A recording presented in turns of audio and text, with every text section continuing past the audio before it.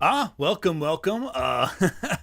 It's been a while since we've been on stream, I think. But welcome all the same. It's been a little bit of time, since I've last streamed, mainly because, last week I took a break from streaming because the fairly gigantic, charity stream. But we are back today, and I am very happy to be back. Oh my goodness. Yeah, so looks like it's like a light stream today. We'll see if this picks up. Who knows? We'll find out. Welcome, welcome everyone. So, it's been a week and a half for me. This past weekend, we'd been doing construction on the house, so I've been breathing in dust all this time, all the sawdust and plaster, so I apologize if my voice sounds even remotely underwhelming, we'll say. And despite what the thumbnail probably implies, this will not strictly be just a Star Wars Celebration stream. We'll probably be talking about The Last Jedi as well, and some other stuff. Because, frankly, I think I need to do a little more research for the gigantic video essay I plan on doing. Thread of Dragons, though, welcome as a reader of the channel. If you wish to join my private Discord, as well as anything else, you can join as a member. It's right there by the icon below if you so want. If we do some super chats, might be do some games afterwards. Who knows? I don't know. We'll find out. There's a lot going on.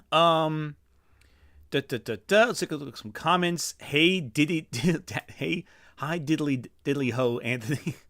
Greetings from Europe. Thank you. 1 a.m. I mean, technically morning just passed midnight. Yeah, that's fair.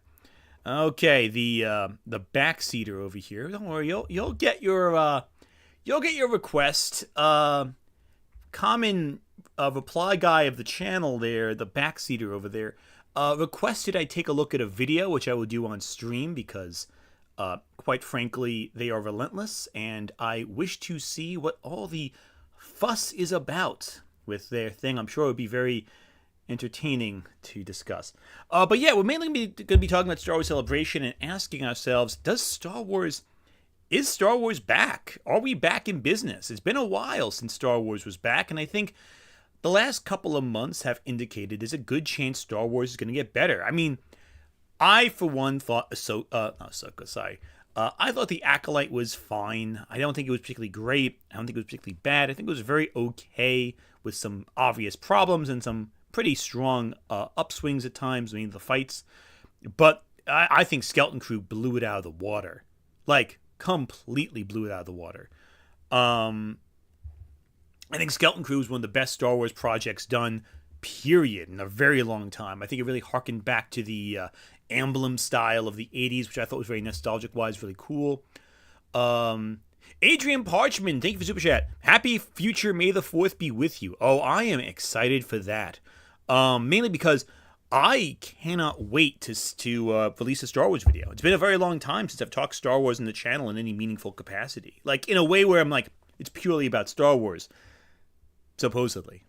I will say this, my Star Wars video is not going to be purely about Star Wars. You will see what I mean when you get there. I've been reading another text to use as a comparative piece, but we'll see how it goes. Star Wars. Only people who like to continue to watch Celebration this year are Disney shills. Well, to that I offer this counterclaim. I think there was at least one person at Star Wars Celebration who was not a Disney shill, I would say. They had... Oh, here we go. I would say this particular person is not a Disney shill at all, but let's take a look. I'll let you be the judge of that. Right. Hello. Hi. I think this person was definitely not a Disney shill, but she's definitely excited about Star Wars. Or did he just say hi? Like, just some of these toys alone. Like, look at this toy. There's some toy photos over here. Look at some of these toys. This is really... You forget sometimes with Star Wars. A lot of it is collecting. A lot of it is all these cool things. I really dig some of these toys. And some of these costumes alone. Look at some of this. Wait, what? Oh my god. Like, look at some of these cosplays at Star Wars Celebration. This is some artistry right here. Look at that. Whoa, what the? That is so sick. Like, look how cool that is. That is a cosplay. That is a cosplay right there. Awesome. That is some creativity. That is some Wait, inventiveness. that's a person, right? Is Yeah. that a person? Look at that. What is that? Is that a statue? That's a person. No.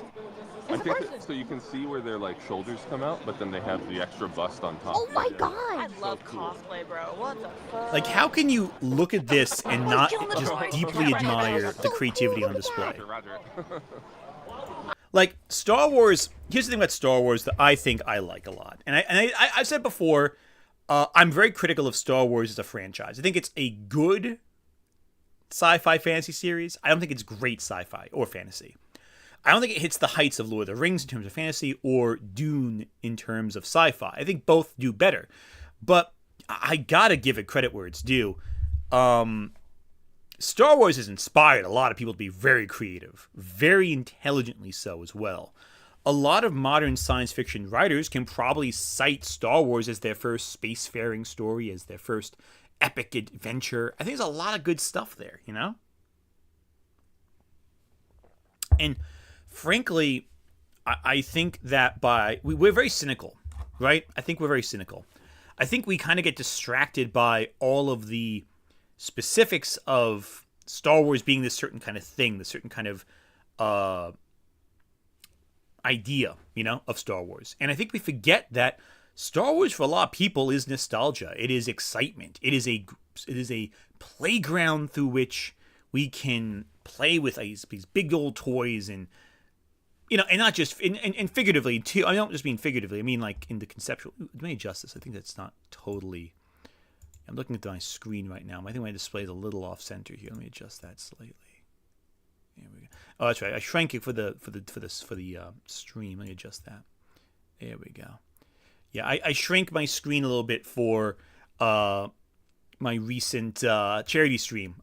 Which, by the way, the charity stream I want to talk about right now, we raised just short of $2,500 for the Trevor Project. So and that's thanks to everyone who showed up. That's thanks to everyone who donated. That's thanks to all of our incredible guests who showed up. And I, for one, am so happy that so many people showed up and donated. That was incredibly charitable.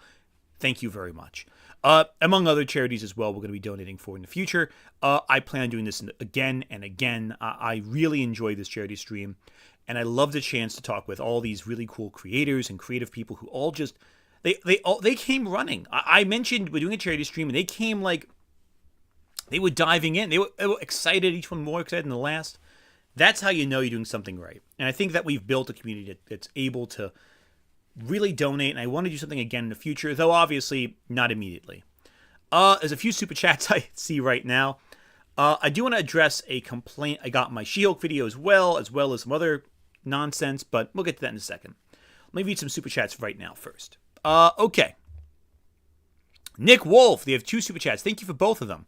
Loved Friday's video, saw Last of Us, and thought something similar happened with Abby as with She-Hulk, i.e. taking away her muscles, her distinctiveness. But then I remembered that Abby and Ellie fist fight in the game, and Bella Ramsey could not convincingly fist fight a game-accurate Abby. Okay, I do want to talk about that too. I think that's really a good point. There was some controversy about Abby's physicality. Now again, one thing I wanted to avoid with my She-Hulk video was talking about real physicality, like real people's bodies.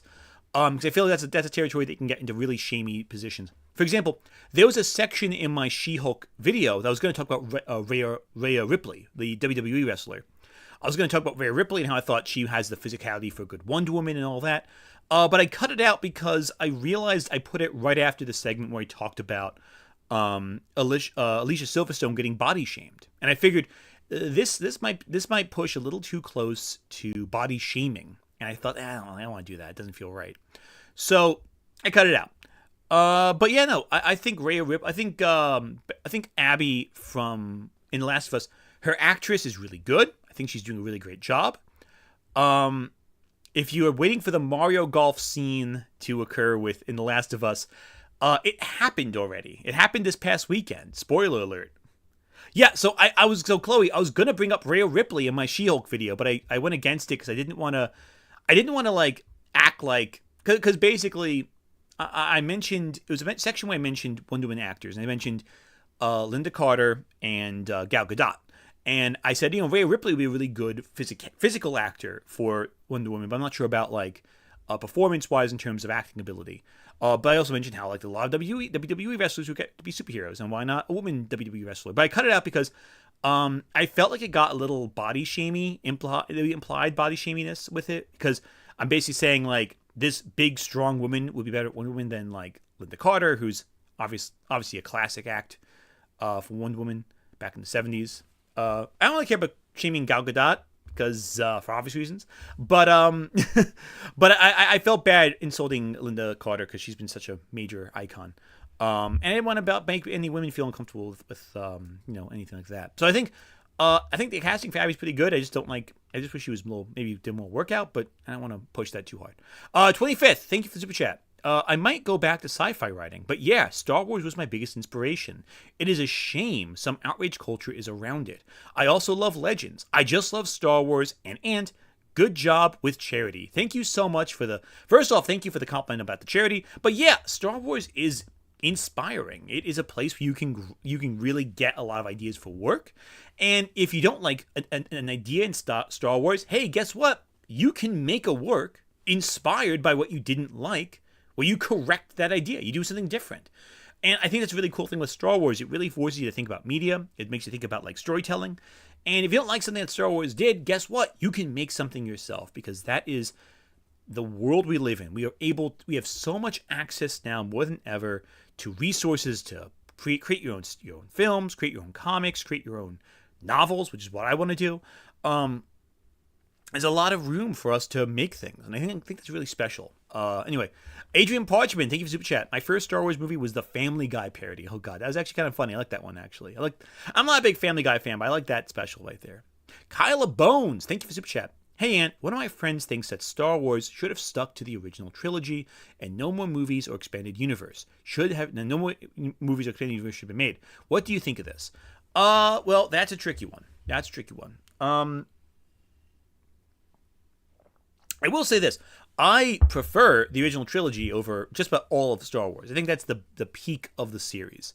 Until Andor. I think Andor really is like the only thing I think that like that might be my favorite Star Wars thing right now, up there with Empire Strikes Back. Andor is absolutely fantastic as a sci-fi series that is more mindful of the political world building of Star Wars rather than necessarily like Jedi or lightsabers or all that stuff.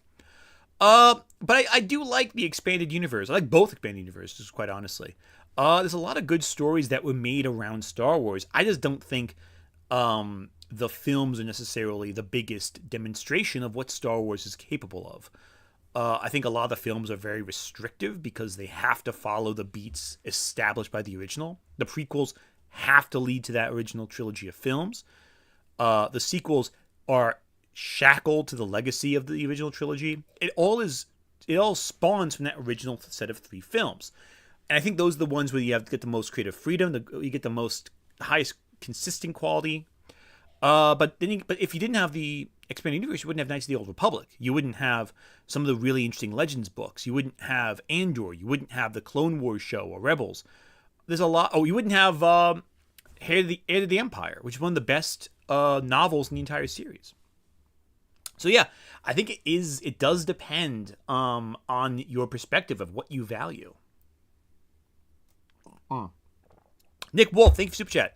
No body shaming on my end. Bella Ramsey, it was/is great. I just realized that she needs to be convincing obstacle, and Caitlin Dever is great too. Oh yeah, no, I wasn't saying you were. No, Nick Wolf, I was not saying you were body shaming anyone. Don't make that mistake. It's totally not you at all. Don't worry about a thing there. I'm just talking about myself in terms of my video with She-Hulk. I do also want to bring up one thing too. Nick Wolf. After Andor, only excited for 9th Jedi spinoff. Okay, that's a good point too. And that might be a good transition to discussing Star Wars Celebration 2025. I think that we have a lot to cover there. A lot of announcements were made. But I do want to bring up a few things quickly. So let me bring up this IGN article. IGN had an article they outline all the big announcements. We're not going to go into any videos necessarily. But I do want to showcase a few. Let me adjust the screen slightly to be a little more center. There we go. Good. Perfect. Now, let's take a look. So, let me make this a little bigger, actually. Maybe. There we go. Cool. Good. Yeah, let's zoom in a little more. Cool. So, yeah, look at this real quick. So the first thing is that we saw the Ahsoka panel gave us a first look at Roy McCain's Balin Skull. So Balin Skull is obviously he was originally played by Ray Stevenson. Ray Stevenson tragically passed away. I think that Balin Skull, personally, is one of the better villains to be introduced in the Disney era of Star Wars. I think he was a really great character. I think there was a lot of weight to his performance. I think he was really cool and interesting. I'm excited for more Balin Skull. I'm looking forward to him in terms of characters. He looks like he fits the part. He looks a little more a little more Count Dooku-ish with the beard. I think that's a little, if that makes sense, a little bushier. But I'm curious to see what they do with him. Ray Stevenson, the thing is, Ray Stevenson didn't have a ton to do, but he performed his lines with such gravity behind everything. There was a real solemnness to the character, a real tragic enigma to him that I really dug. I think that was really interesting in regards to there being potential for more. I didn't think he was completed in Ahsoka. I think Ahsoka, I feel like with Ahsoka, a lot of it felt very safe. It felt very... it hit the beats you were expecting, which is fine. It was decent Star Wars television. It wasn't great, but Balin was the part that I was the most drawn to, along with my celebrity wife in the Mary Elizabeth Winstead in the show, which I'm always down to see more of her in anything. But again, I think it's interesting they have Anakin coming back as well. I think it's interesting that they have all that. Admiral Akbar playing a big role. That I'm interested in seeing. I want to see Admiral Akbar fighting Grand Admiral Thrawn. That'd be kind of fun. I want to see that. That's gonna be cool. I'm down with more Sabine and more Ezra and all that. I like that. That's gonna be fun. I think it's cool.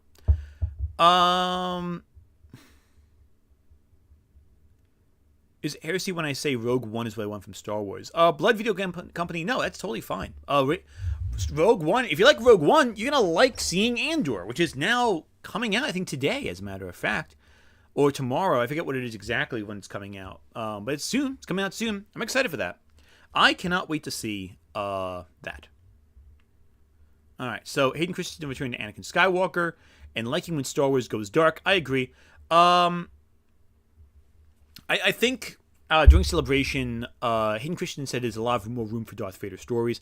I think there's room for stories where Darth Vader's a character, maybe as a Terminator figure who goes in and just plows down opponents and heroes as a threat. That's valid. Ahsoka is, Ahsoka, it's worth watching if you want to see it.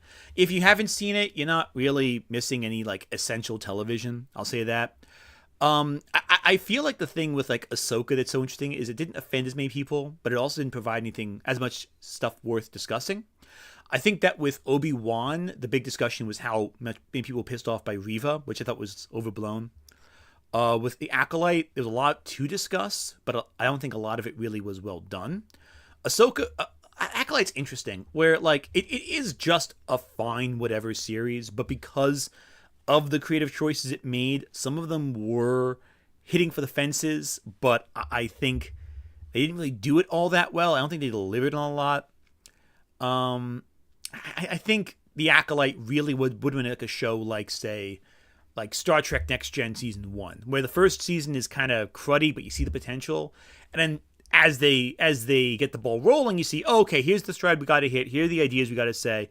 There's a potential for it to improve. And by chancing it so early, it never got that chance to improve, I think, is the problem. All right, listen, Backseater, if you don't stop fighting with people, I'm going to ban you from chat, all right? I'm going to put you in timeout for a half hour. Calm your tits. Relax. Stop fighting with people. You need to chill, all right? If you can't be civil in chat, listen, I know you're my reply guy, but you gotta chillax here. That's your one warning. Mods, if he keeps acting up, put him in a half-hour timeout. All right, miss him. Vaxu, it's your last warning. If you keep causing a scene, I'm going to put you in timeout. You can keep watching, but you can't chat for another half hour, right? Get that? Cool. Good. Was there just an idea who's on Luke Skywalker? What? He was returning to as Luke Skywalker until he got the set? That seems like a problem. All right, Chloe, backseat is causing a problem. Put him in a half-hour timeout. Let's see if that cools his jets a little bit. There's always one guy in chat who's causing problems. Yeah. Anyway, put him in. He's like made like 15 videos about me, so I know he's a fan. I don't want to anger him too much, but put him in a half hour for timeout. Anyway, Mandalorian and Grogu. Oh, hey, Mason, how's it going? Mandalorian and Grogu panel. So, Mandalorian Grogu is the next Star Wars. Oh yeah, there we go. Deleted. There we go. Thanks, Chloe. Thanks, mods. Have you ever seen Chloe Sunflower's channel? She's fantastic and is doing a thing on Deadly Premonitions right now. It's really fun. Anyway. Fantastic. Thanks, Chloe. Half-hour timeout, right, Chloe? Good. All right, so Mandalorian and Grogu. This is going to be interesting. I think that it's going to be... and all the videos are like 4 hours long, so it's like they're long videos. Not 4 hours, it's somewhat 4. Some are like, I guess one's 3, one's 2. They're long videos. So Mandalorian and Grogu, and they're not streams either. They're like full uploads. So anyway. So right now we know that the Mandalorian Grogu is coming out May 2026, and that the next film is Star Wars Starfighter. That's coming out May 2027. So 1 year and 2 years, we're getting 2 Star Wars films. And neither are like... Sorry. Are like the big films. They're like very like, okay, here we go. Here's the next idea. So the footage of Mandalorian and Grogu that was shown for those in the crowd included shots of an Imperial ship prepared to engage, Mando taking on flame troopers, AT-AT walkers collapsing in the snow, and our first look at Sigourney Weaver's character. And of course, Grogu being seen adorable and chaotic while swimming, making objects levitate, and more. Again, simple, direct, it's what you need to know. It's all stuff that you probably expect from a Mandalorian and Grogu thing. It sounds like Mandalorian Season 4, basically. With Sigourney Weaver. Now, it's the inclusion of Sigourney Weaver I think is interesting. Because if not for her, this really would be no different from just The Mandalorian Season 4. And I like The Mandalorian for the most part. So, I'm intrigued to see where this goes. I'm assuming it's just going to be a tighter, higher budget version of what Season 4 would have been. And that's fine. I'm okay with that. If she thinks Grogu is more powerful than Xenomorph, I don't think it really is. That's not really in the cards. I feel like Grogu could take a Xenomorph pretty easily. I mean, Xenomorphs get killed by bullets. The Force throw one across the area. That's fine. You know. And of course, Sigourney Weaver. She's in multiple sci-fi franchises. She's been, of course, recently in Avatar. But you know, she's always going to be Ellen Ripley in Alien. Now. What's funny is Alien's getting another thing too this year. It's in a couple months with Alien Earth. Now, what's very strange is that Alien Earth is okay. Well, Disney has done a better job, I think, with their rated R sci-fi franchises than their Star Wars franchises. Like Alien and Predator, they're doing really well with it. I thought that Romulus was a really good Alien movie. I thought that Prey was vastly better. All right, J.H. Le Matotier. Okay. Question. I don't wish to change subject and can be a video on it, but have you seen the hate towards Pedro Pascal? I have seen some of it. I don't really get why. I guess it's because he's overexposed, maybe, but he's a consistently really good actor. He seems like a really cool guy. People like to work with him, so it means he's going to get more work. And you know, he's one of those actors who became famous when he got older, you know, past the, he was in Buffy when he was a young guy. You know, he really came into his own as an actor as time went on, I think. So I think he's pretty cool. I like Pedro Pascal in general. I think he's a cool guy, from what I know. He could be a jerk for all I know, but I respect a lot of it. And I think some of it has to do with, his political takes, which I have no personal issue with. That probably pissed off some people, I imagine. You know, even though his takes are pretty mild. You know, I feel sometimes with some actors, all they gotta do is say one political thing, and you get like a subset of the opposite side who like hates them forever, even if that take is very mild, and non-hateful and non-controversial. Anyway, sorry, I was rolling my sleeves. It's hot in this room. So, Nick Wolf, thank you for super chat. Mac Vader, monster like N Obi-Wan Kenobi, not a role model. Yeah, no, he's a monster in. Oh yeah, he's a monster in Obi-Wan Kenobi. Yeah, so make Vader make Vader a monster like in Obi-Wan Kenobi, not a role model. Yeah, I agree. Vader as like a Terminator figure who charges in, he attacks, he hurts, he strikes fear. That's what I want to see. I want to see Vader like in that scene in Rogue One, just forever. You know, that's really good. All right. Oh yeah, okay. Backseater is back in a second account. Yo, Aunt, you put me in timeout. I thought YouTube was for adults, not preschoolers. What the heck? Well, if you're gonna act like a preschooler, I'm gonna treat you like a preschooler. That's what it comes down to. I treat you like you act. If you want to act like an adult at the big boy table, you gotta respectfully treat people. So there you go. Just cool your jets and you'll be fine. If not, yeah, go back in timeout. Chloe, let this one slide for now. Let's see how he acts. Can't stand the heat. Say a chicken. My guy, I don't think you realize what kitchen you're in. You're in my kitchen, man. Listen. If someone goes up to your house, right, and you invite them for dinner, and you say, "Hey, can you just grab a few plates off the top? We're gonna serve some broccoli rabe, some sausages over some rice, whatever." And you decide to smash the plates on the ground. They're gonna just throw the broccoli rabe in your face and hit you with a frying pan. That's how it goes, you know. That's how my kitchen works. Band evading's not cool. That's true. Yeah. Sorry, dude. And if you break into someone's kitchen after shitting on their front lawn and then break in the second time, that's how it goes. Yeah, Chloe, he's just gonna come back with a third account. Let's see what he does. I kind of want to. And Chloe, when we get to the video that he requested, I want to see his reaction to it because I feel like he's gonna have some commentary. It's gonna be colorful, I'm sure. Anyway, Star Wars Starfighter is the new film starring Ryan Gosling. Yuki Utare, thank you for super chat. Get cheesecaked by your antonym. What the heck are you talking about?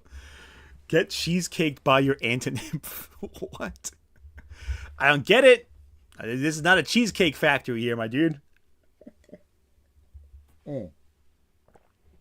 Star Wars Starfighter is a new film with Ryan Gosling that's coming out in May 2027.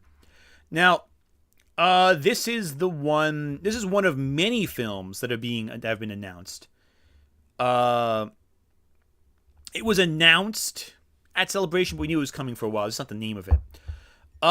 It's going to take place after the Rise of Skywalker. So it's going to be the new era of Star Wars, the rebuilding era, basically. And I'm intrigued to see I'm kind of wondering if this is the film to establish a new Star Wars era in. Like, it feels weird.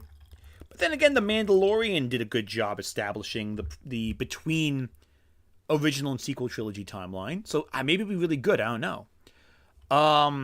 We don't know if anyone else from the sequel trilogy is going to be in it.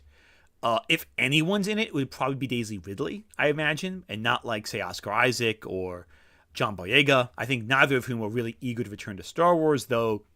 Give enough money, I'm sure they'll say yes. Ryan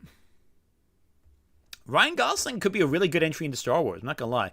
I hope he comes back a few times. Ryan Gosling's a really good actor. If it's a really good performance, I'm down for that.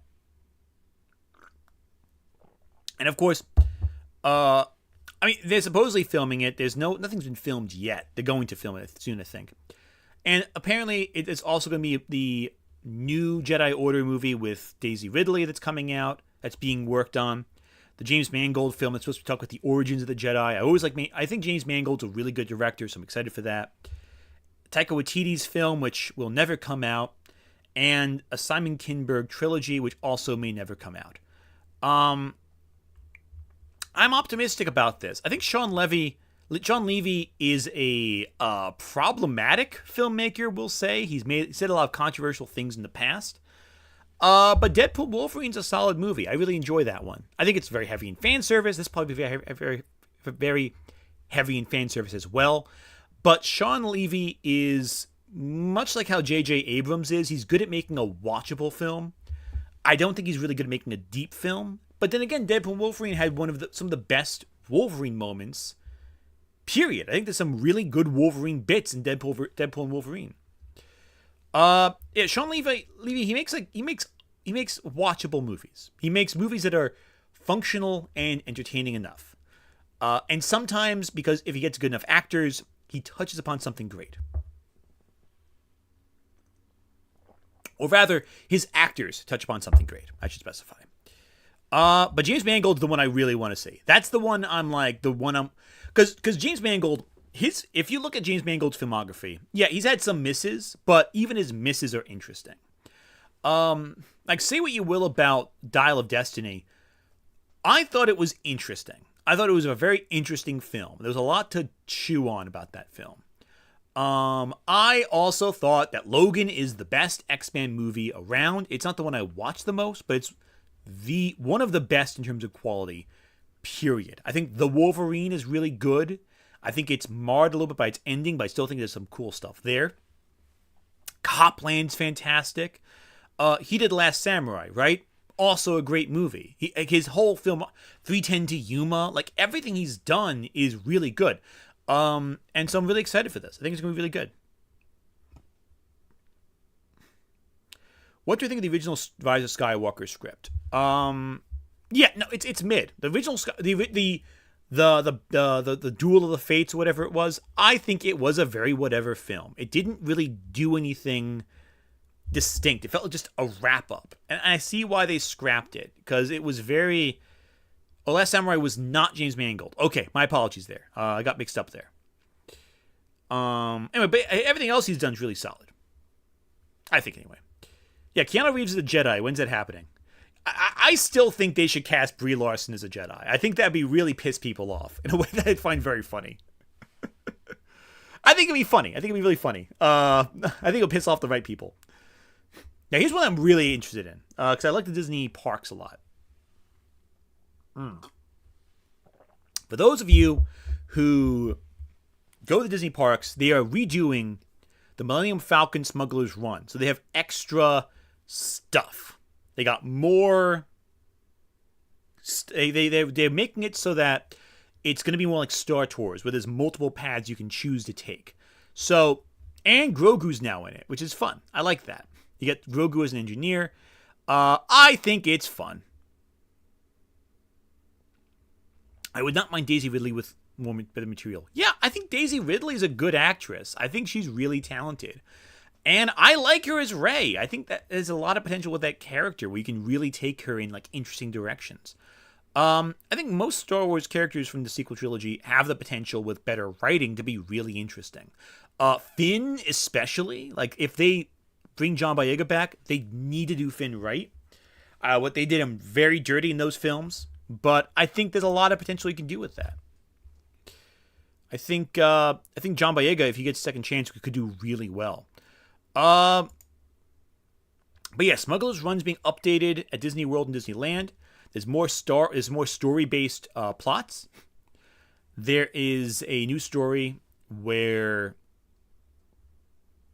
you can team up with the Mandalorian and with Din Djarin and Grogu. It's gonna be fun. And they can protect. They also showed a course to Bespin, the Death Star wreckage above Endor, or the newly revealed Coruscant, which is gonna be fun. That's gonna be interesting. I like that. I hope they retcon Rise of Skywalker at some point. Never happening. Sorry, never gonna happen.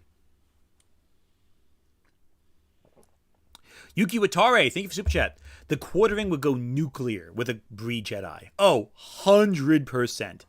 It would be so funny to see people get angry about Brie Larson as a Jedi.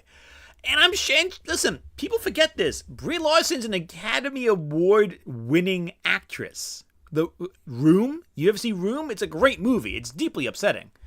So, like, give her the right material, she's good. It's just, she's playing Carol Danvers with directors who don't know how to use Carol Danvers correctly. I think the Marvels used Danvers pretty well, but the movie itself was a compromised vision. Yeah, look up the director's opinions of the movie. There's a lot of points where she had a very different pitch than what they ended up making. And there were a lot of attempts during production to blame the problems with the film on her, which is a shame because she is an incredibly talented director. Again, Candyman, the reboot, I think is a flawed continuation of the original film, but a very interesting one. Sadly, one of the last roles that Tony Todd was in. Gavin Carruth, prefer Brie as a Sith. She makes great villains. You know what? Yeah, I like that too. Brie Larson as a Sith would be great too. I'd be down for that. She could be a really good villain. I think Brie Larson, it's interesting. People forget this. Brie Larson played a really good antagonist, I'll say, in Scott Pilgrim. I like Scott Pilgrim quite a bit. And quick question: what did you thought about the Breakfast Club not being made today due to not having something stupid like an explosion? Is that why it wouldn't be made today? Like we have YA movies. Like we have movies made for like. I mean, I guess we don't really have like just fun teen movies anymore. Really, we tend to make them into these big events, which sucks. You know, I wish we had more of that. Just fun movies for teens, just to have fun. Like the I was rewatching the John Hughes movie Uncle Buck. You ever see Uncle Buck? It's a great movie. Uncle Buck's fantastic. Uncle Buck is like one of my favorite 80s comedies personally. There's just like a comfort to it, you know? Like it's not the funniest movie. It's not the best John Hughes movie. I think that's Planes, Trains, and Automobiles. But Uncle Buck is a very comforting watch for me. And I'm just thinking watching Uncle Buck, they wouldn't make this today because they just wouldn't. It wouldn't make $1 billion in the beginning. Then again, Uncle Buck wasn't exactly a common movie either. They had a lot of movies like it, but not really the same degree. It was only because there was like a few trending comedies like the Ivan Reitman comedies and all that. Anyway, brave of Brie to adopt Avengers 200 with Room. I hate that you're almost correct with that. Hey, my Keanu super chat got skipped. Hang on, wait 1 second, buddy. Let me take a look at that. Where'd that go? Oh yeah, here we go. I see.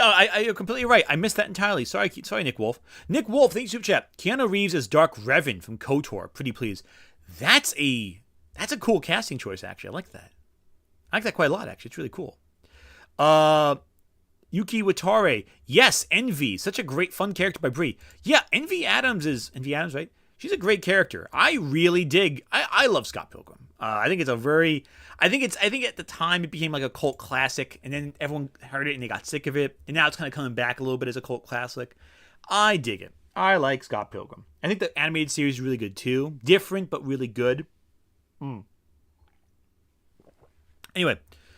The Andor panel, it's going to come out today, actually. I will probably end the stream shortly after it debuts, so if you want to watch that after this, you can. Plus, I figure like some of you want to just watch that instead of watching my stream, so I know when to quit. I hear you. I hear what you're saying. I'm excited for Andor. Andor season 1 was fantastic. Oh, Roxy! Was it? Oh, it wasn't Roxy. No. Brie wasn't Roxy. Roxy is, hang on. No, Roxy is...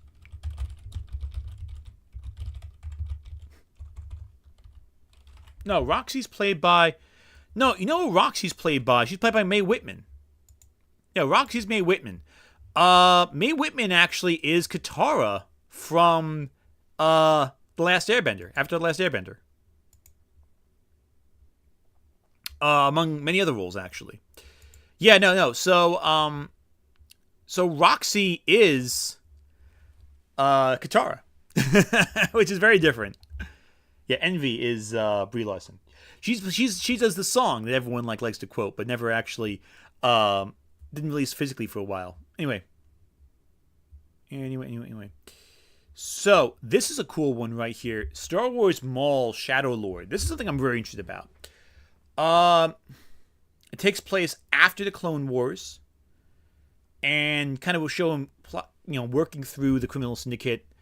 This, I think, will probably tie in with the Han Solo stuff, I guess, because in Solo they bring Maul back for a little bit. I feel that'll tie in with this, I think, to an extent, which I'm cool with. I figured they'd try to tie it in somewhere along the way. This is really cool. I'm always down for more Darth Maul. I think he's a really cool character. Star Wars Visions getting more spin-offs. So there's another season coming out, end of the year. But there's also going to be a Ninth Jedi spin-off, which is a spin-off of an episode from Season 1. I'm excited for this. I think it's going to be cool, you know? I think it's really neat. Outlaw. Star Wars Outlaws, a game I did not play because I don't think it looks interesting to me. It's getting more stuff, so that's going to be neat for people who play that. Outlaws coming to Switch 2. It's cool for that. The figures. Dash Rendar coming back as a figure. If you like toys, this is really cool. I like how Legends is getting more love. I think that for a while, Legends was kind of abandoned by Disney. I really like how they're bringing Legends back. That's really cool to me. Yuki Watare, thank you for Super Chat. Black Sheep by Metric, great cover. No, I agree. A lot of Mandalorian figurines, it's really cool. The Mandalorian invades Monopoly Go. I have no strong opinions on this whatsoever because I don't play Monopoly Go. So yeah, is Star Wars back? No, of course not. Of course it's not back. What are you talking about? Andor is back. But Star Wars is not back yet. They are announced projects. It is not the same thing as a project that means anything. Now look, Star Wars being back is great, but you gotta have consistency. You gotta have something going for you. You gotta show me something. You gotta show me something that's good. Right now, we got announcements for a few movies, no trailers, nothing to work with, no nothing. Sorry. Sorry about that. Still dealing with allergies from the construction in the house. Sorry. Now, here's the thing. Andor is going to be great. I'm pretty sure Andor is going to be solid. The first season of Andor was fantastic. I'm excited for Andor. But once Andor ends, what's next? What do we got going for us? We got a lot of wait until the next Star Wars thing. Which, you know what? Good. We need a detox from Star Wars, I think, to an extent. We need to miss it a little bit. I think Andor, the wait between Andor and Skeleton Crew was long enough where we started to miss it. Nick Wolf, 0 out of 10. Where's Dash Rendar's beard? A beard. I agree. He needs a beard. I agree there.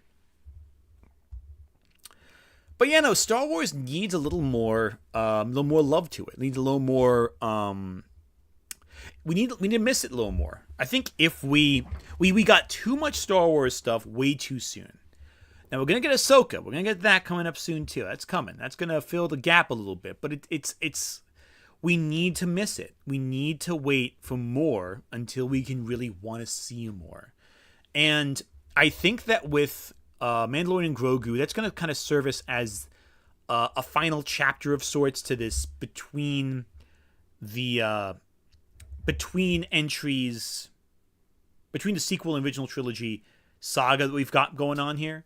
They've done a really good job bridging that gap. They're trying to bridge the gap more between the original trilogy and the sequel, and the original trilogy and the prequel trilogy. It's really cool. But I think this extra storage material has really filled in the gaps between the trilogies. But Star Wars has been lacking because it's become like a TV show. You know, there was a period of time with Star Trek, where Star Trek had like around 3 or 4. It was during the 90s. They had Next Generation, and at the tail end, as Next Generation was winding down, you got Deep Space Nine, and then you got Voyager, and that's like 3 Star Trek shows in a row. Whereas before, we had the one Star Trek show, and we had a few movies, and it would take a few years between movies, and that was about it. By the time Nemesis came out, the movie Nemesis, with Tom Hardy as a young actor, as a clone of Picard. People were burned out from Star Trek, you know, and Star Trek was a more niche thing. We're talking a lot of episodes, a lot of running down, and like nowadays people go back to Star Trek and like, oh, it's amazing, I love it, it's one of my favorite shows, and people love Deep Space Nine, they love Next Gen, they even love Voyager. Enterprise, not so much. Enterprise is bad, but like that was an example where absence made the heart grow fonder. It took a few years after Enterprise before the J.J. Abrams Star Trek show movie came out. And that first movie was really well liked. It was a good return to form. Into Darkness came out. People didn't like that too much. I'm more mixed on it. I think there's some goods. I think there's some bads. But then you got Star Trek Beyond. Pretty good. You got a lot of the TV shows now on Paramount Plus. You got a lot of Star Trek, one after the other. Some good, some bad. But I think the problem is with the corporate model is that we rush the next thing so quickly, you barely get a chance to even miss what you had, you know? Lower Decks is really good on Star Trek, and that was one of the more people were kind of disliking that when it first came out. Yeah, they got two miniseries happy. I love The Mandalorian. I think it's a great series, but like Book of Boba Fett wasn't necessary. You didn't need to make that. I don't know if the Ahsoka series, I think that was pretty good for the lore and all that. That's cool, but like as a series, it's a mixed bag. The Acolyte felt like it was just put out there to like wither on the vine. Like it felt like they had no faith in that project, despite paying for it an exorbitant amount of money for it. They didn't advertise it enough. They didn't polish the scripts enough. They got the action down, but the scripts are very unpolished. There's a lot of flaws there. I like the ideas they played with though in the Acolyte, but I don't like the execution all that much. Andor is the only thing, and that's because it runs off of like some really good writing, some really good acting, some really good sets. Diego Luna is like carrying that show on his back, along with a cast of other incredible actors. Andy Serkis, as a smaller role, fantastic. I adore Andor, but that's one example of Star Wars being really good, where he had enough time to cook in the kitchen. Animation-wise, Star Wars is doing pretty good. I thought Skeleton Crew was some of the best Star Wars in a very long time. Skeleton Crew is fantastic. It ended very quickly, but you know what? Every episode I was excited to see. I thought Skeleton Crew was absolutely great, and as far as I know, that was a show they kind of wrapped up. They kind of started later on. It was kind of put together really quickly. But it was beautiful to look at. It was self-contained, but really good. It could have been any it didn't have to be a Star Wars show necessarily, but like it felt really good in that timeline. It didn't need to touch upon any of the lore. It felt very of its section. I thought Jude Law played a really good bad guy. I thought the kids in that show were fantastic. Yes, Skeleton Crew I thought was fantastic. I love Skeleton Crew. I would watch Skeleton Crew again, actually. I might just, because I just enjoyed it so thoroughly. It reminded me a lot of the Goonies. And it reminded me that like that kind of Amblin storytelling, you can still make that nowadays. You can still do that within a modern franchise. People just choose not to. They just choose not to. You know what it reminded me of actually a lot of? Super 8. You ever see Super 8? Super 8 is a J.J. Abrams movie that was meant to be like his tribute to Spielberg. And it had a lot of the elements of Spielberg. And I thought it fell completely flat. It superficially felt like Spielberg, but it lacked something deeper. It didn't have something that like kept drawing you back in. I think the characters were a little too... there's a little too much mumblecore in the acting, if I recall correctly. Like a lot of the indie mumblecore kind of stuff. I didn't like how... I didn't like some of the kids in that as much. But all the kids in Skeleton Crew were what I would have wanted out of Super 8. But it had like the style of like tributing back to the 80s, but like Skeleton Crew did it better. And a part of that has to do with Jude Law being a really good villain. More than like an aimless alien like in Super 8. Like I like Super 8. It's a good movie, but it's not a... But it could have been a great movie if a few things were a little different. And I think it's a sign that like Abrams is really good at paying tribute to like directors he likes and sometimes touches upon greatness, but he always... I feel like he just misses the mark. I think one of his best films, Mission Impossible 3, actually.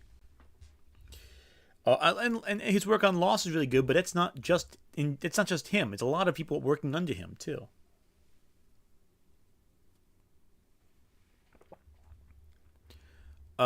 Is Super 8 the movie with a taxi driver? I mean, there is a... I don't remember any taxi driver in the movie, actually. I remember the alien and the boat and the train, the military lockdown. Yeah, Super 8 was Super 8's a movie you probably saw in theaters and liked, but have you seen it recently? Have you felt the need to go back to it? That's the issue. That's sometimes you can tell the longevity of a film. A great film makes you want to see it again. Super 8 never really felt a strong urge to see it again. Would Electric State be like the Russo brothers trying to do Spielberg? Yeah. That's what I've heard. I actually have not watched Electric State, and I probably won't unless I do it for a video because it looks terrible. The original graphic novel is incredible for Electric State. Like, look at some of this art. Hang on, let me bring up some of this art right here. Electric State's art is incredible. The book.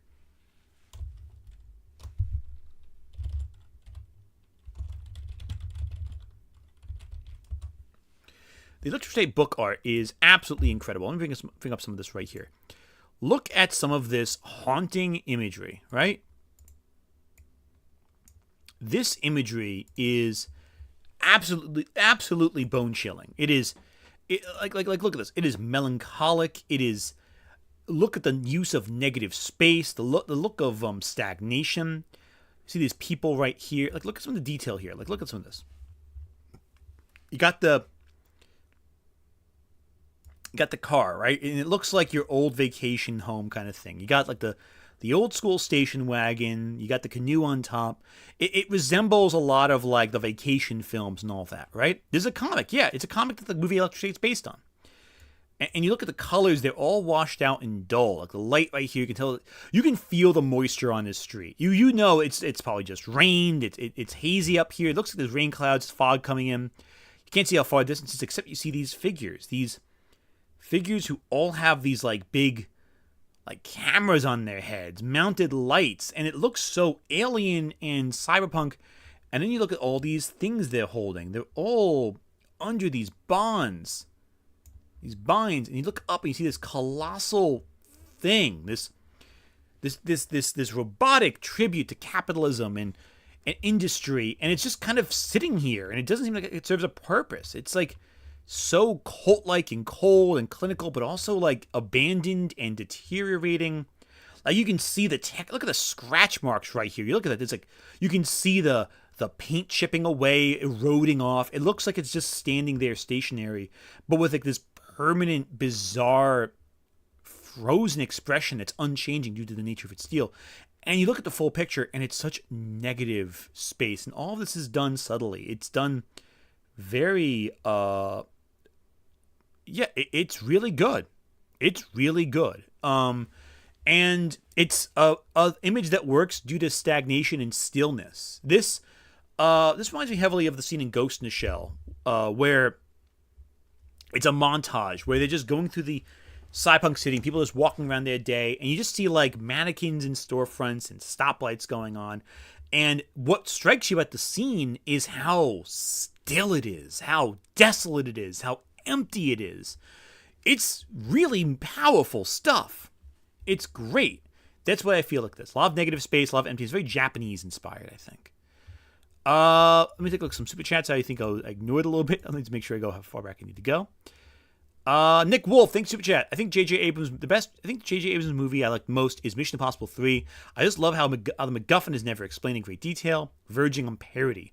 I agree. I 100% agree. I think Mission Impossible 3 is a great balance of all of his strengths as a storyteller. I think it's really entertaining, what have you. Nick Wolf again, never buying Mr. Peanuts again because Electric State.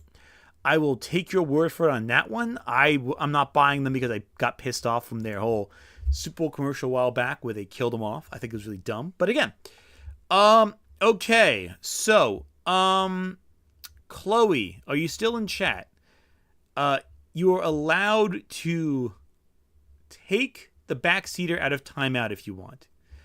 Confused Cabal, thank you for super chat. Thank you for the incredible super chat. Wow. The Electric State film is the equivalent of getting home and finding a stranger wearing a loved one's face. As a longtime fan of Stalinhag's work, I can safely say it's an insult to all his work represents. Yeah, I am not a master of all of Stalinhag's work, but I know enough to recognize it as a betrayal. It feels like the exact thing he was parodying in the Electric State. The stagnant, like, erosion of capitalistic industry, like the ruins of an industry, of a culture. left behind with its gods resembling its mascots. Like, there's something really tragic about that. But again, the Electric State show is just, let's see the robots fight. Let's see them punch. Yeah, read the Electric State. It's a masterpiece. Read all of Stalinhog's work. From what I understand, it's all great. Some more difficult to read than others. Like, some more, like, abstract than others. Fantastic stuff. If I recommend actually good sci-fi in this channel, I will take a chance to do so. Listen, in this conversation, I do think Star Wars is good, but there is great sci-fi you could be reading or watching instead. That's much better. Now, I know the backseater wants to talk over this, and so if Chloe, let me try taking him out of timeout. Let me see who's in. I can't access people in timeout. Media moderation. How do I figure this out? How do I take someone out of timeout? It's interesting. Okay, I guess we'll just figure it out later then. I figured it out. Timestamps, moderation activity, community moderation. Okay. Oh, cool. Let me see if there's anyone in timeout. Can I see? Yeah. Yeah, no, there's a few hidden users. I think he's out of timeout by now. Okay, he should be fine. If he wants to, yeah, leave. It's fine. If he wants to show up, he wants to show up. That's fine. Yep, he can do what he wants. But let's. Jay. Project I would like to see Disney Star Wars, but I know won't see its story structure on the Empire and me rooting for bad guys. Are we rooting for the bad guys? That's not going to happen. Rooting for is a complicated thing. Because ultimately it is a system of fascism. That's the problem too. With Star Wars, the bad guys are so fun. You want to get figures of them, but they are also fascists. You know, they're an empire that, like, genocides the Jedi. They target and systematically oppress entire classes of people. You shouldn't really want to root with them. Again, you know. So, let's take a look at some reactions here. Now, this is a channel that, there we go. Okay, Backseater, what would you call the Galactic Empire then? So this is a channel that my 16 video critic has insisted I have to watch. These thumbnails look like garbage. But he insisted I gotta watch it, so that's what we'll do for a bit. We'll take a look. I'm sure it's going to be insightful. Real excited for this high quality thing. Disney Star Wars is trash. It is not Star Wars. We are going to avenge Star Wars. Oh, this is going to a great start. Join the movement on night and subscribe. Okay, cool. So this is what my critics have told me I have to watch because it will educate me on the truth of Star Wars. And as someone who's always here to be educated, we're going to find out the truth of Star Wars. Maybe I'm wrong, you know? There was one thumbnail I saw in particular that I thought was really terrible in terms of just being ugly to look at. I look at some of these, you can even see the green screen on some of these. It's really terrible. Chris Gore. Okay, Chris Gore is interesting. Chris Gore is a guy. One of these videos, I see him like pictured there. Chris Gore is a guy who was on the original People vs. George Lucas documentary. He would show up a lot and complain about Star Wars: The Acolyte before it came out. And he's made a career for the last 20 years as a professional Star Wars hater. When George Lucas ran it, he kept saying George Lucas should sell Star Wars. It's a betrayal. Now that Disney owns it, he keeps saying Disney should sell Star Wars. It's a disgrace. He has made his money just hating on Star Wars for the last 20 years. Is that AI on the triggered thumbnail? Which one is that? I don't even know which one is. Yeah, that looks like bad AI. Yeah, that looks bad. I made a cis male fake victim Disney shill. I don't know. That is a combination of words. There's shills right here. Apparently, again, I think I'm going to take a look at one of these, and that should be enough. And then I want to do some research on The Last Jedi, because and the reactions therein. So we're going to be seeing some good stuff. Let's take a look. There's one thumbnail I thought was particularly egregious. Right here. This right here. No, right here. I'm sorry. Shill Wars Episode 1. They are more of us. The Disney shills make a cringe virtue. And this is in regards to the campaign that was done to say that Star Wars is for all of us. That it's more fans of Star Wars than haters. And that fans of Star Wars will always show up and what have you, etc. Adrian Parchman, can I watch I Hate Everything on the sequel trilogy? I'm sure that'd be fun. I mean, I can probably do something involving that. Nick Wolf, didn't know Melvin Brother the Joker was a YouTuber. Well, he is. He's Doug Walker. Let's watch some of the Shill Wars right here. We'll see if this is any good. I have my doubts. If you look at the thumbnail, it's particularly ugly. Let me see if I can open it up in a new image here. That's not even what? That's not what I clicked on. Oh, what? Oh, I see. It changes. I see.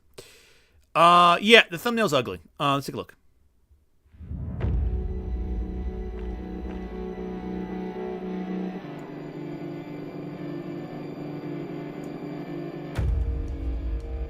Okay. We're up to 20 seconds of silence. If I did this, most of my fans would click off the video. Star Wars is for everyone. For everyone. For everyone. This is someone else's video you're starting with? Star Wars is for everyone. It's for everyone. Okay. For everyone. Star Wars is forever. There is no room for bigotry. Star Wars is for everyone. Again, this video is just a very simple.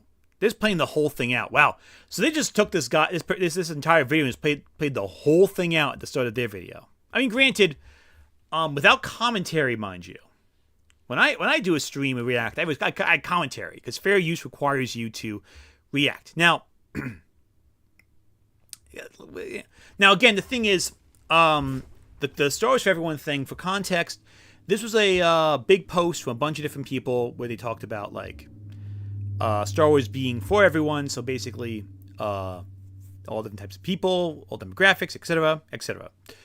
And what ended up happening is, a lot of people were very angry that people said Star Wars is a place where there is no bigotry, where everyone's accepted. People got very big mad about it. And it was very dumb. It was very stupid. It was a big old argument over nothing because, hey, people said they like Star Wars, that Star Wars should be welcoming for people. And a lot of people got really upset about it, unreasonably so. And they thought they could kind of grift off the controversy. I thought the whole thing was kind of a little ridiculous. I think on one hand, I, for one, don't personally like these big... And I hesitate to use the word. I don't like using this word because I think it's been misused, but there is a virtue signaling type of quality to it where you want to say, where if you're part of a campaign like this, you want to kind of say, we're the good ones. You want to come to us. We're the guys who are like going to welcome you in. And a lot of these creators probably had good intentions with it, but it does come across as kind of pandering to an extent. That's my criticism of some of the more bigger ideas. But again, the idea of welcoming people in, saying it's for everyone, we love you, that's valuable. There's a lot of value to that. So Jennifer Starbrush, thank you for joining chat.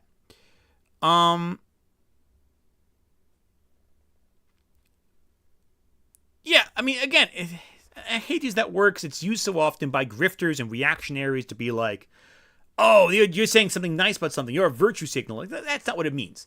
Originally, it meant someone who proclaimed that they were these great peoples and great bastions of morality. But then when it came down to it, they wouldn't really put their money where their mouth was, so to speak. Some people are, and this is unfortunate, they'll say one thing but never actually back up what they're talking about, you know? They'll tell you, oh, we're out for everyone. We're out for your rights. We want to protect you. But when you need help, they're always missing. They always show up with a healthy platitude and then no service as a result. They're the kind of people who stick their neck out for someone and they won't actually do something. Or they'll shame someone else for not doing enough, but never do anything themselves.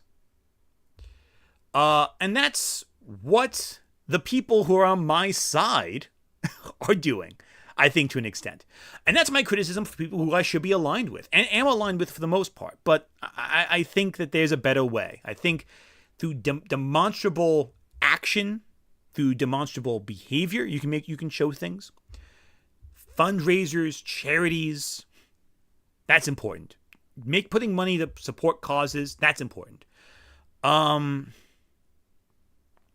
again, there is this kind of like, if we put a certain face in front of the camera, that'll solve everything. But it's part of the conversation. It's the first step. We need to keep going with the next steps further than that. And I think a lot of people are making Democratic Party jokes. I'm like, yeah, kind of seeing where I'm going with this one. But that's the worst of it. That's the biggest criticism I have of this movement, that some people said this and didn't fully back up what they were saying. That's my big criticism. However, the reaction to this fairly unimportant argument, and it's also a tie-in with the whole reaction with a while back in his stream about Star Wars Theory reacting to a document published, I think by Star Wars Explain's wife, but I could be mistaken with memory. The stream goes over it in more detail. A whole big controversy where they directly pointed to YouTube, hey, these are major Star Wars YouTubers out there who are spreading bigotry and hate towards certain people. And Star Wars Theory got really upset by it, despite not really being mentioned outside of like one vague reference. He was not the target of the document, but he made it about himself, which kind of took all the tension off what the actual article was about. Whole big thing. Again, a big cluster of nonsense. Everyone overreacting to things that were very mild to begin with. This video, I'm sure, will have no exception. By the way, Backseater, no, you are not invited to my stream. This is a solo outing. You can leave comments if you want in the form of a super chat if you want me to read what you say. Sorry. For everyone. For everyone. For everyone. There is no room for Misogyny. Or racism in the galaxy far, far away. Star Wars is for everyone. A little bit repetitious, That's I thought. why when you feel alone in your fandom, when someone attacks you for being who you are, Remember, Very... there are more of us. And again, like, it's a good message. It's the idea to the fans, hey, if you feel isolated, it's a lot of us on your side. We value you. Okay, good. Demonstrable action is a little better than platitudes, in my opinion. That's my perspective.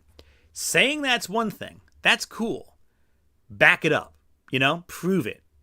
Star Wars Explained, and his wife, I believe, did try to prove it. They're one of the exceptions. Most of the creators didn't really, I don't think, did a whole lot that I heard about. I mean, I'm not saying they didn't, but I didn't hear about it.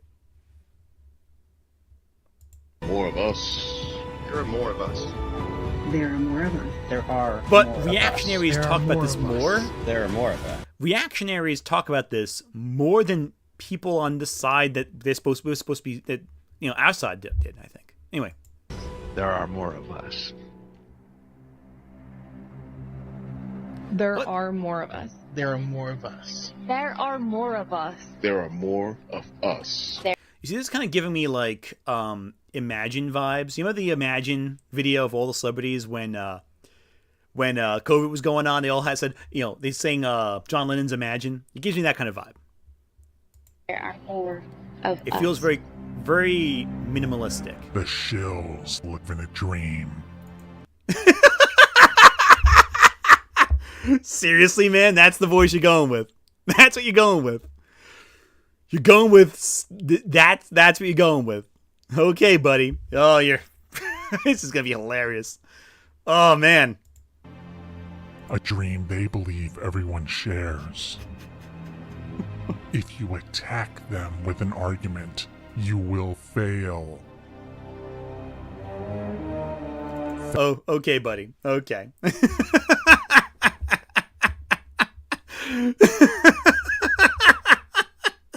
Oh my god, what an edgelord. Oh, you're so cool. I can use the deep voice. I can use the voice deepening option on Audacity too. Oh, I love that digital. It's like when Jar tried to do the robotic echo voice on his videos. It was so annoying. Oh, this is gonna be great. Oh, okay. Okay, we are. And again, like, what he's reacting to this like it's some insidious attack. What I'm saying is it was completely flaccid. What I'm saying is this had no impact. This We're More of Us thing had no impact whatsoever. It came, it was a hollow statement, and it kind of faded away. But like, oh my god. This is the lamest frickin' thing I've heard a person say. These people with their boring video where they just say there's more of us. They're a cult, and I feel so threatened by this. I'm gonna put on my big boy voice and talk back to it. Like, what is this? What are we doing here, guys? What is this? It's so edgy. Like, come on, man. What are we doing here? No wonder people can't take Star Wars fans seriously when their response to someone mildly criticizing them is to go all like, I'm going to roleplay Kylo Ren now, and somehow sound more goofy than he did. Oh my god, it's like what an 11-year-old's idea of cool is. Okay, let's keep going. Facts and logic are no threat to them. But a night triggers them to madness. He got blocked by Star Wars Explained, and that means he's like, I'm so scary. No, you probably annoyed him, dude. I block people just for being annoying sometimes. Like, genuinely, someone just irritates me a few times, that's it, they're done.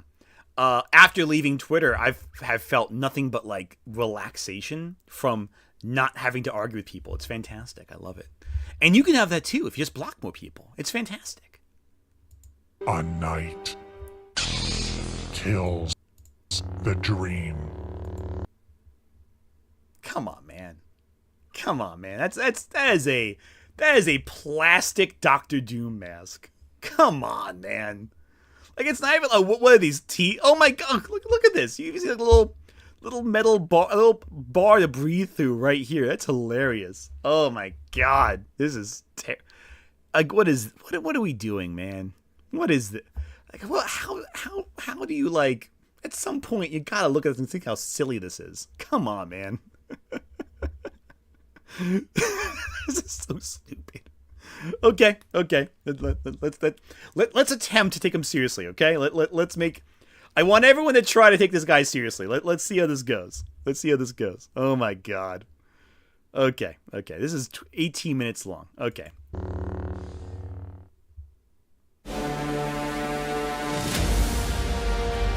Okay, where are you going with it? Okay.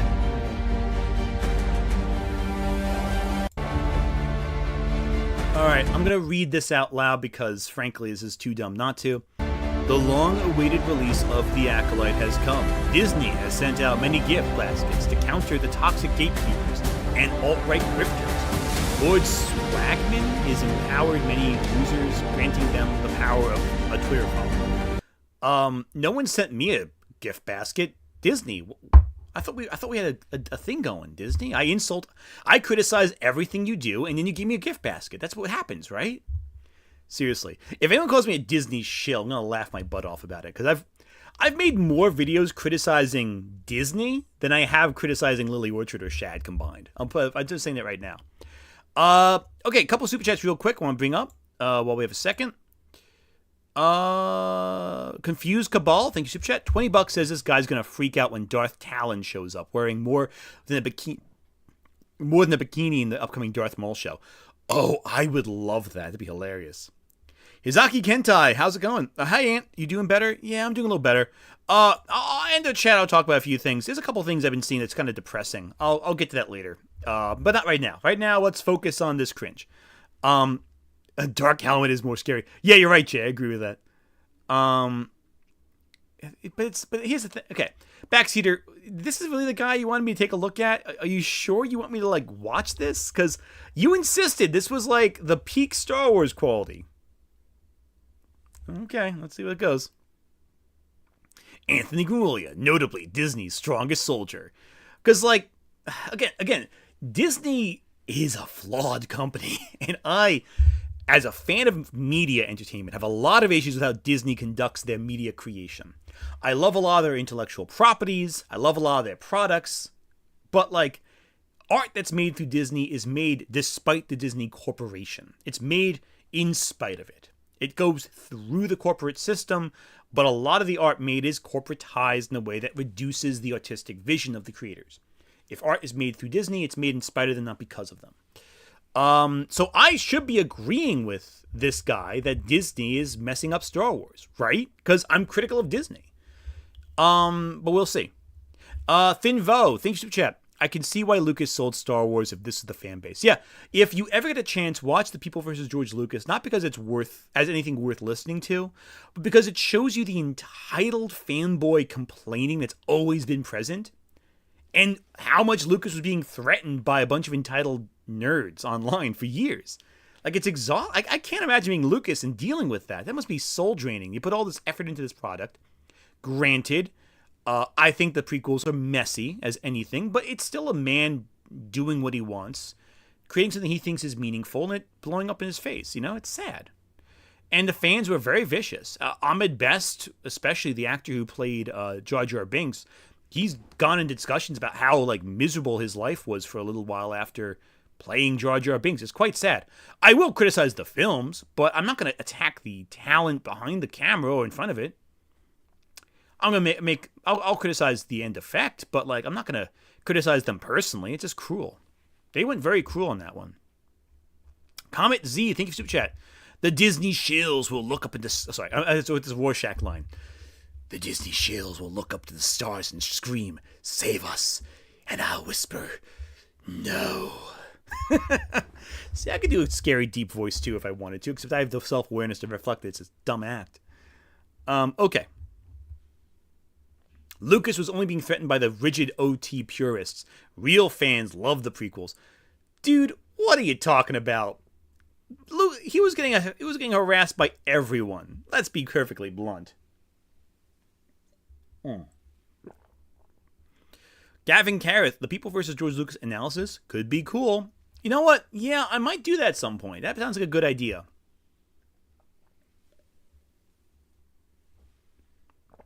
All right. Keep going. All was steady until episode 3. The Lesbian Witches of Brenda was the worst Star Wars episode ever. It was compared to The Abomination of the Last Jedi. Anakin Skywalker's character was destroyed. Man, you are weak if that was the worst thing you saw in Star Wars. I wouldn't even count that as the top 5 lowest. The Book of Boba Fett was way worse. Weak. I'll get to The Last Jedi thoughts later down the road. Don't worry, that's coming. But like, this is so whiny. Like, let me read this with the proper gravitas that is required. Let me go back a little bit. Let me read it properly. The long-awaited release of The Acolyte has come. Disney has sent out many gift baskets to counter the toxic gatekeepers and alt-right grifters. Lord Swagman has empowered many losers, granting them the power of a Twitter follow. All was steady until episode 3. The Lesbian Wishes of Brandon was the worst Star Wars episode ever. It was compared to The Abomination of the Last Jedi. Anakin Skywalker's character was ruined, destroyed. That's the more appropriate voice I'm hearing when I read this. A whiny, petulant, high-pitched, shrill kind of thing.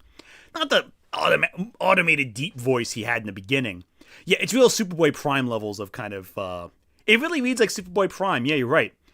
Superboy Prime, for those who don't know, character from DC, who's kind of a parody of the entitled fanboy to an extent, where he literally breaks DC canon to, like, get, like, his retcons put into place.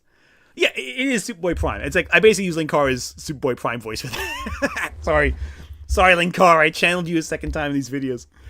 Yeah, this is just lame. This is really lame. To be this angry about an episode of The Acolyte especially, come on, man. The Acolyte was just a whatever show.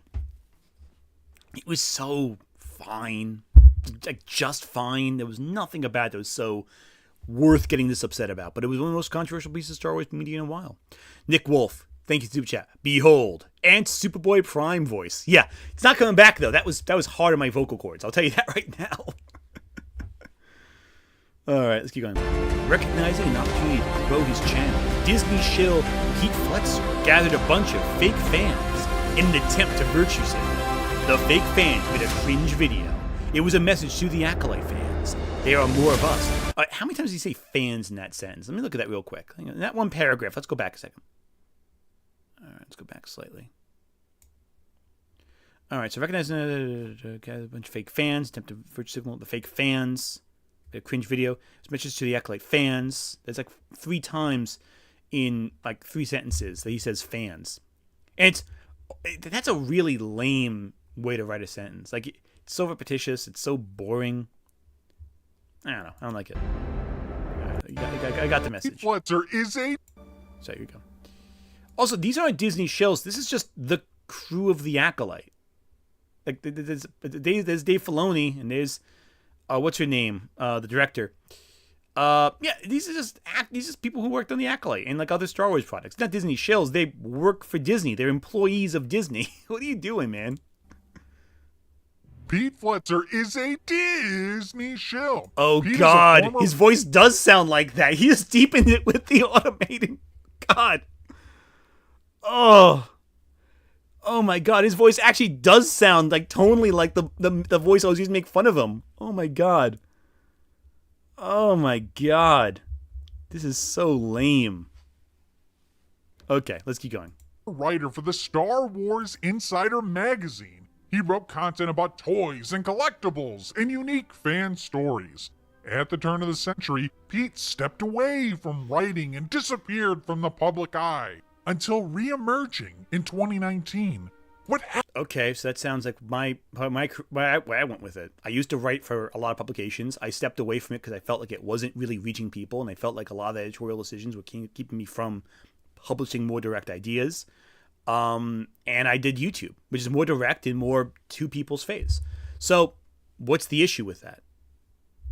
Yeah, he does sound a lot like Jar. It really gives Jar vibes. And knowing what Jar actually sounds like, I'm now just going to imagine his actual voice sounding like Jar. It's the low-cal gene at work, as Sai would say. Yes, that Sai would have a field day with this guy. I guarantee it. Yeah, no, this is sad. This is really sad. I can't listen. If you can't take it seriously, don't worry. I am right there with you.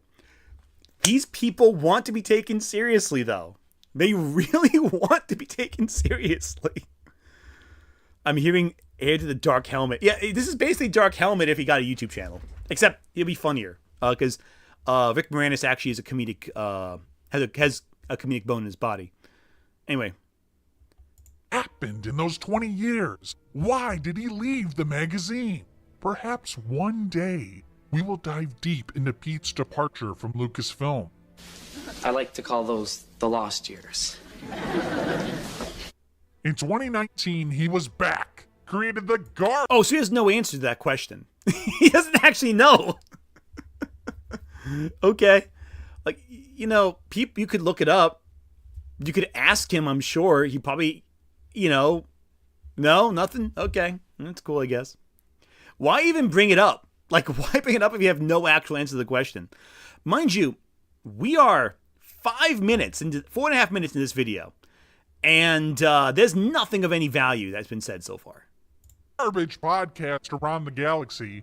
Now Lucasfilm was under Disney's control. And Pete Flutzer shilled hard. First of all, how would you describe The High Republic as a series, and how would you recommend, getting your feet wet with it and getting into it? Pete Flutzer had... That's not chilling. It's just asking a question. The High Republic's some good stuff. There's some good stuff in High Republic, I think. The books, I have not read all the books, but what I read's really good. I think they really were able to explore things really well in an interesting manner. I think the Acolyte is actually one of the weaker elements of the High Republic. The other stuff is really neat. They got some really cool ideas going on. Like, I think the beginning of the, the first chunk of the first book sets the tone very well. There's not there's a cause as to why it happens, but there's a space disaster, and they have to rush to beat it's basically a race against the clock kind of scenario. They take a different kind of story structure to Star Wars with different kinds of threats and play them in a way that's very interesting. And again, haven't read a ton of it. I've read a little bit of it. What I've read, I liked. And I'd be open to reading more. I just got sidetracked reading other books is the problem. There's a lot to read and not enough time to read all of it in. quick time for some super chats real quick.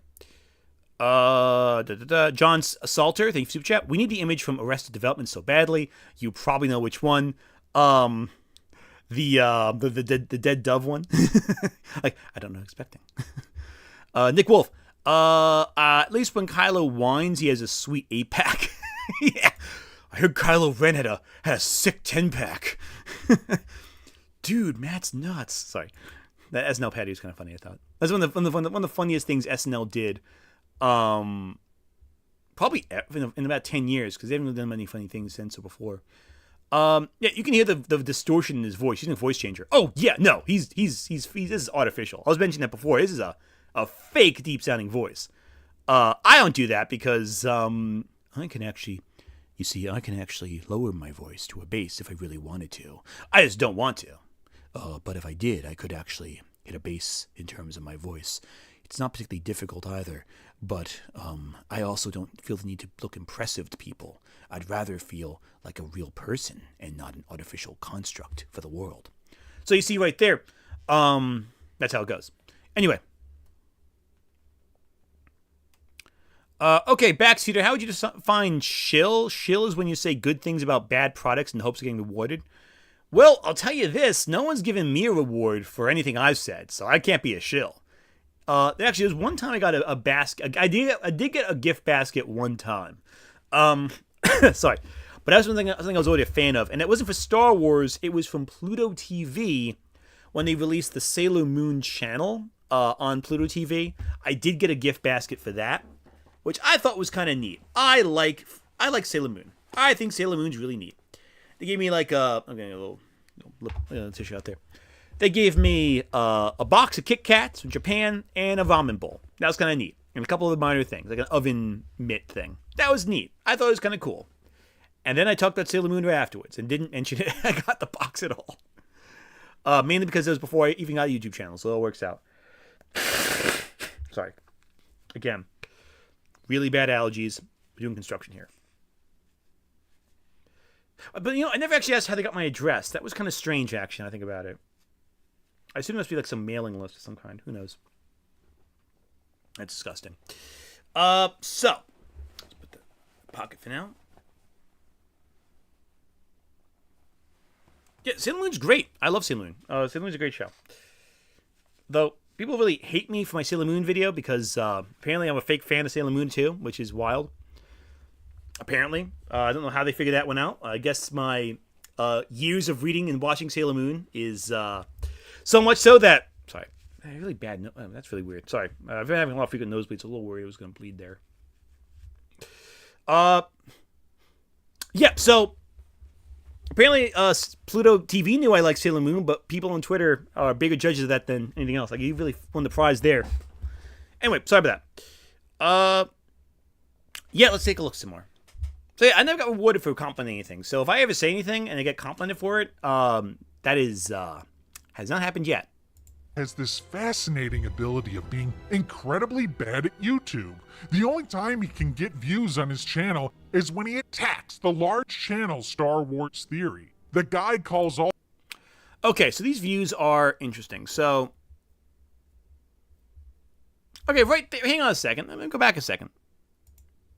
The only time he can get views on his channel is when he attacks the large channels. Okay, right here. So, right here. The large views is 5.5 thousand views. The guy has 1.1 thousand subscribers. You, Melvin, have 10.2 thousand. So, right there, you're really punching down. But the good news is I'm also punching down because I have even more than you do. So it works out. It's the circle of life. I wouldn't have known about you unless your fans told me about you. So, hey, what do I know? Okay, so the only time he gets big views is when he attacks Star Wars Theory. So he has one video at 5,000 views that attacks Star Wars Theory, criticizes Star Wars Theory. He has a couple videos about Star Wars reviews. And then his third most is about Anakin Skywalker with an impression, which got just almost as much as his second highest video, like a couple hundred less, maybe 800 less. So that already breaks your theory. Then you hide the next couple where it's roughly the same amount of views, where it's about undersized Wookiees and Gina Carano and Andor, and then then there's another Star Wars Theory one. So really, he only mentioned Star Wars Theory 4 times, and he got 4 videos with kind of okay sized views.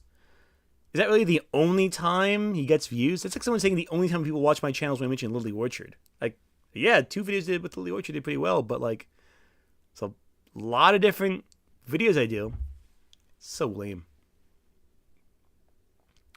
Yeah, I agree. The old EU is really good. There's a lot of good stuff from the old Legends canon that's really solid.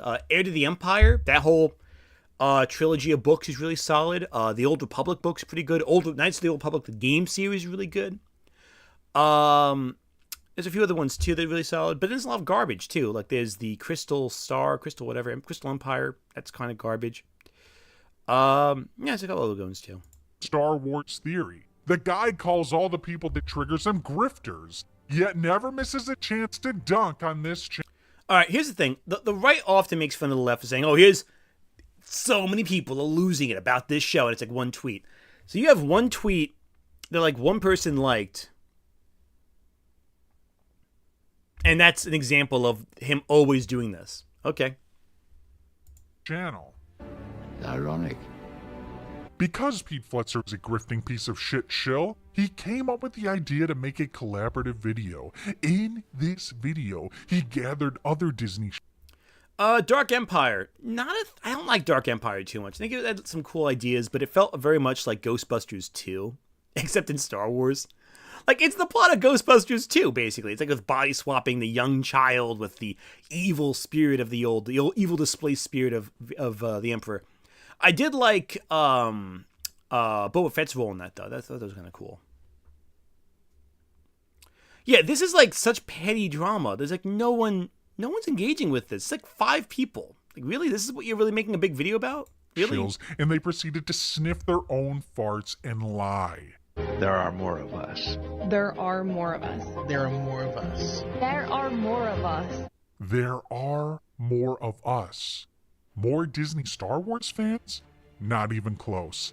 Pete recruited some that's not what the campaign was about, though.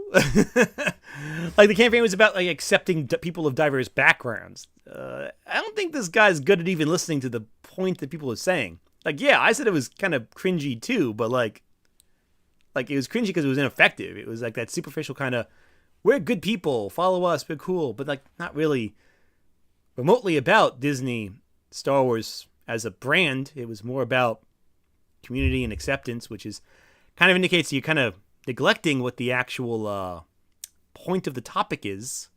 You know, you would think if you paid attention to it, you would know what is actually happening, but I guess not. That's great. Really bodes well for your listening skills. I'm really happy about that. Heavy hitters into his cringe video. In addition to the SSW Network team, which is the #1 Star Wars talk show according to FeedSpot. Okay, so like, what's the point of this, dude? Like, come on, like, okay, he just seems really bitter about this podcast, guys. I don't know. Pete got fake news. Kyle Katarn. Hello there, Kyle Katarn here. Fake news. Kyle Katarn is known for his fake reactions to Disney Star Wars and ripping off the name Kyle Katarn. How is it fake reactions if he's reacting to it? Like, dude, it's YouTube. All media you put out is articulate. Do you think that's your... Okay, hang on. You're calling his reactions fake while using that dumb fucking voice? Come on, man. Get serious. Is this what the fandom is now? Just people being petty online about this? Is this really what the best of the discussion is? I opened up the discussion before showing, like, this is what I think Star Wars fandom should be. Look how cool this is. A reminder. This is what I love about Star Wars. Stuff like this. Wow. Look at the creativity. Maybe Look, let's stay on that side of the room. like, look at these fans, all just here excited about Star Wars. Quick. Back to safety, You know, please. in Japan. It's so crazy to hear all the cheering. You hear that cheering excitement? That's Star Wars fandom. Cool stuff. Allow him. They made a really cool There's a stage. bit right here I thought was really cool, where they... My table. There's this, There's a bit very of, somewhere cool around here I booth thought, right I'm now. forgetting where it is exactly, I thought it was really cool. Although I guess all the booths are pretty cool. The amount of like, look at that. This is what it's about. People getting excited about the culture of around a franchise, excitedly talking about it, gushing about it, seeing things that make them excited and happy.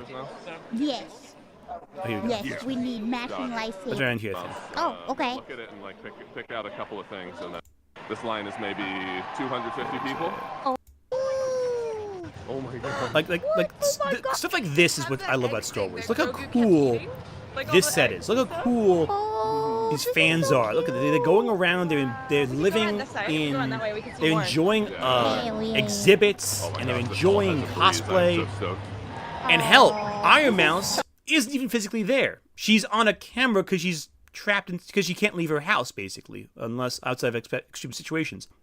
And she's still having a fun time with this whole thing. This is Star Wars fandom. Enjoying this fantasy world and exciting things about it, imagination, creativity, and being able to create amazing costumes and like all these cool things, fan projects and the like, as a result of that. That is what Star Wars fandom should be. Enhanced creativity. Not this petty bullshit. These people are just nitpicking with each other because they are bitter and dumb. Like, this is ridiculous. But like stuff like this is Star Wars. Tell her when it's good. Cool little exhibits, cool little stuff like this. That's Star Wars. This is just nonsense. Well, keep watching it, but it's nonsense. Anyway, who will you decide what the Star Wars fandom should act? Hey, listen. I can say whatever I want. I have a platform. I can say whatever I want about this. I think the Star Wars fandom is best when it's an expression of creativity, when it's elevating the work, when it's showing your devotion and love to it by making something with it, inspired by it. That's what it should be. Creativity, uncontrolled and unrestrained. This is just people arguing and being mean to each other. This is dumb. You know? This is ridiculous. And I don't have a problem, calling it out as I see it because he's being a mean jerk to people. That sucks. This is a creative exercise. This is embracing what Star Wars should be and taking it further. I think that's neat. I think we should have more of Iron Mouse being excited when something like this happens. Right here. That's what I was looking for. Then I'm like, wow, I do want to buy everything. I do want to buy it all. Yeah, unrestrained capitalism. That's what Star Wars should be. Yeah, right?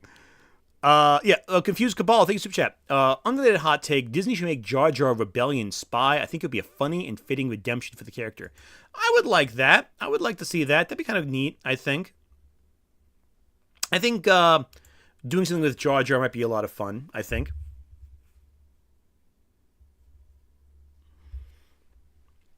Yeah, and again, the problem is that you're calling people who like something fake. That's ridiculous. Yeah, whatever. Like, okay, hang on. Listen, Backseater, this is your final warning. If you threaten someone's life like that, I'm gonna ban you from chat. All right?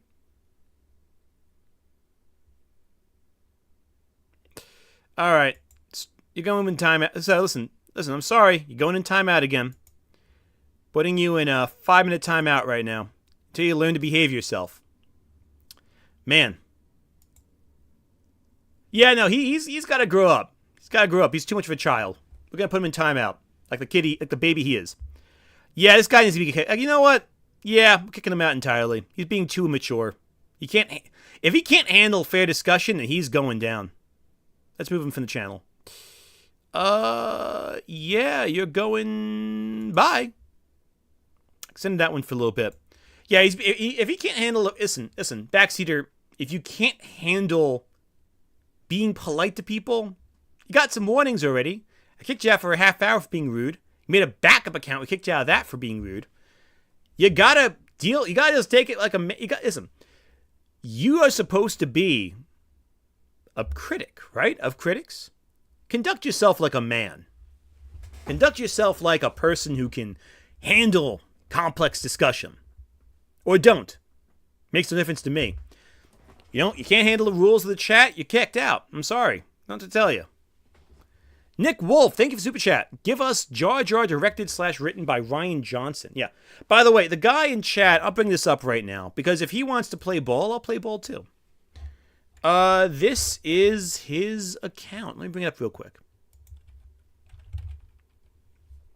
Listen, if you want to play ball, we'll play ball. That's fine.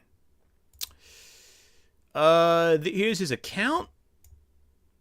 All right. And let me adjust this slightly so you get a better view of the camera. Made fun of my friend Kyla there, which is Kyla thought was very underwhelming. When I sent her that link. Kyla T, by the way, if you haven't seen her channel, she's a friend of the channel. I've been friends with her for years, actually. One of my older online friends. And he has a lot of videos. He has about 117 videos. Very small channel. I didn't want to actually even acknowledge it because it was so small. I didn't want to draw undue attention to it. But he is one of my biggest reply guys, actually. Let me bring him up real quick. And I don't want to be mean to him because he has a very small channel. But I will point out that his first video was even about me. Right here. So here's the full playlist. View full playlist. 16 videos. His first video was about me talking about the Acolyte. And from there, he reviewed my Halloween. I don't know. Oh, there's my conservative horror video. My Ramba 1/2 video. My forced diversity video to two videos. Pretty long videos, I guess it makes sense. My Polar Express video. My Pokemon character ranking video. That's a fun one, I thought. My Magneto video, he did in 2 parts, even though it's a 20-minute video. I guess that was worth spending 3.5 hours on? I don't know. My Channel Awesome video, my Evil Races video, my Shadiversity video, which is somehow shorter than anything else, my Mary Sue video, my Bad Queer Rep video, my Disney Snow White video, and my Spider-Man Bi-Erasure video. So, again, he's had 16 chances to talk about me. I'll talk about him one time. That sounds fair. For about 5 seconds.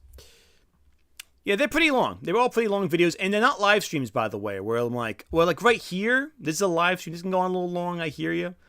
That's just an uploaded video. He could have edited it to be tighter, to get right to the point. He did not do that. So, yeah, he's a big fan. Big name fan. Want to give him credit for that. Anyway, back to this. He's Julie, another fake reactor to Disney Star Wars, and has quite the following on OnlyFans. So in other words, she has more followers than you do. Oh, she has more likes than you do. You're jealous. I see how it is. Which I'm sure Pete is subscribed to. You brought up OnlyFans, dude. You clearly want. Is he subscribed? I want to see that. Let's see if he's subscribed to her. Disney Star Wars, and has. He has not hit the subscribe button yet, but considering he went to OnlyFans and found her, I'm sure he has a lot of subscriptions himself there. Quite the following on OnlyFans, which I'm sure. Yeah, they all are based. They're all jar. Fuck yes! Both shills received benefits from Lucasfilm.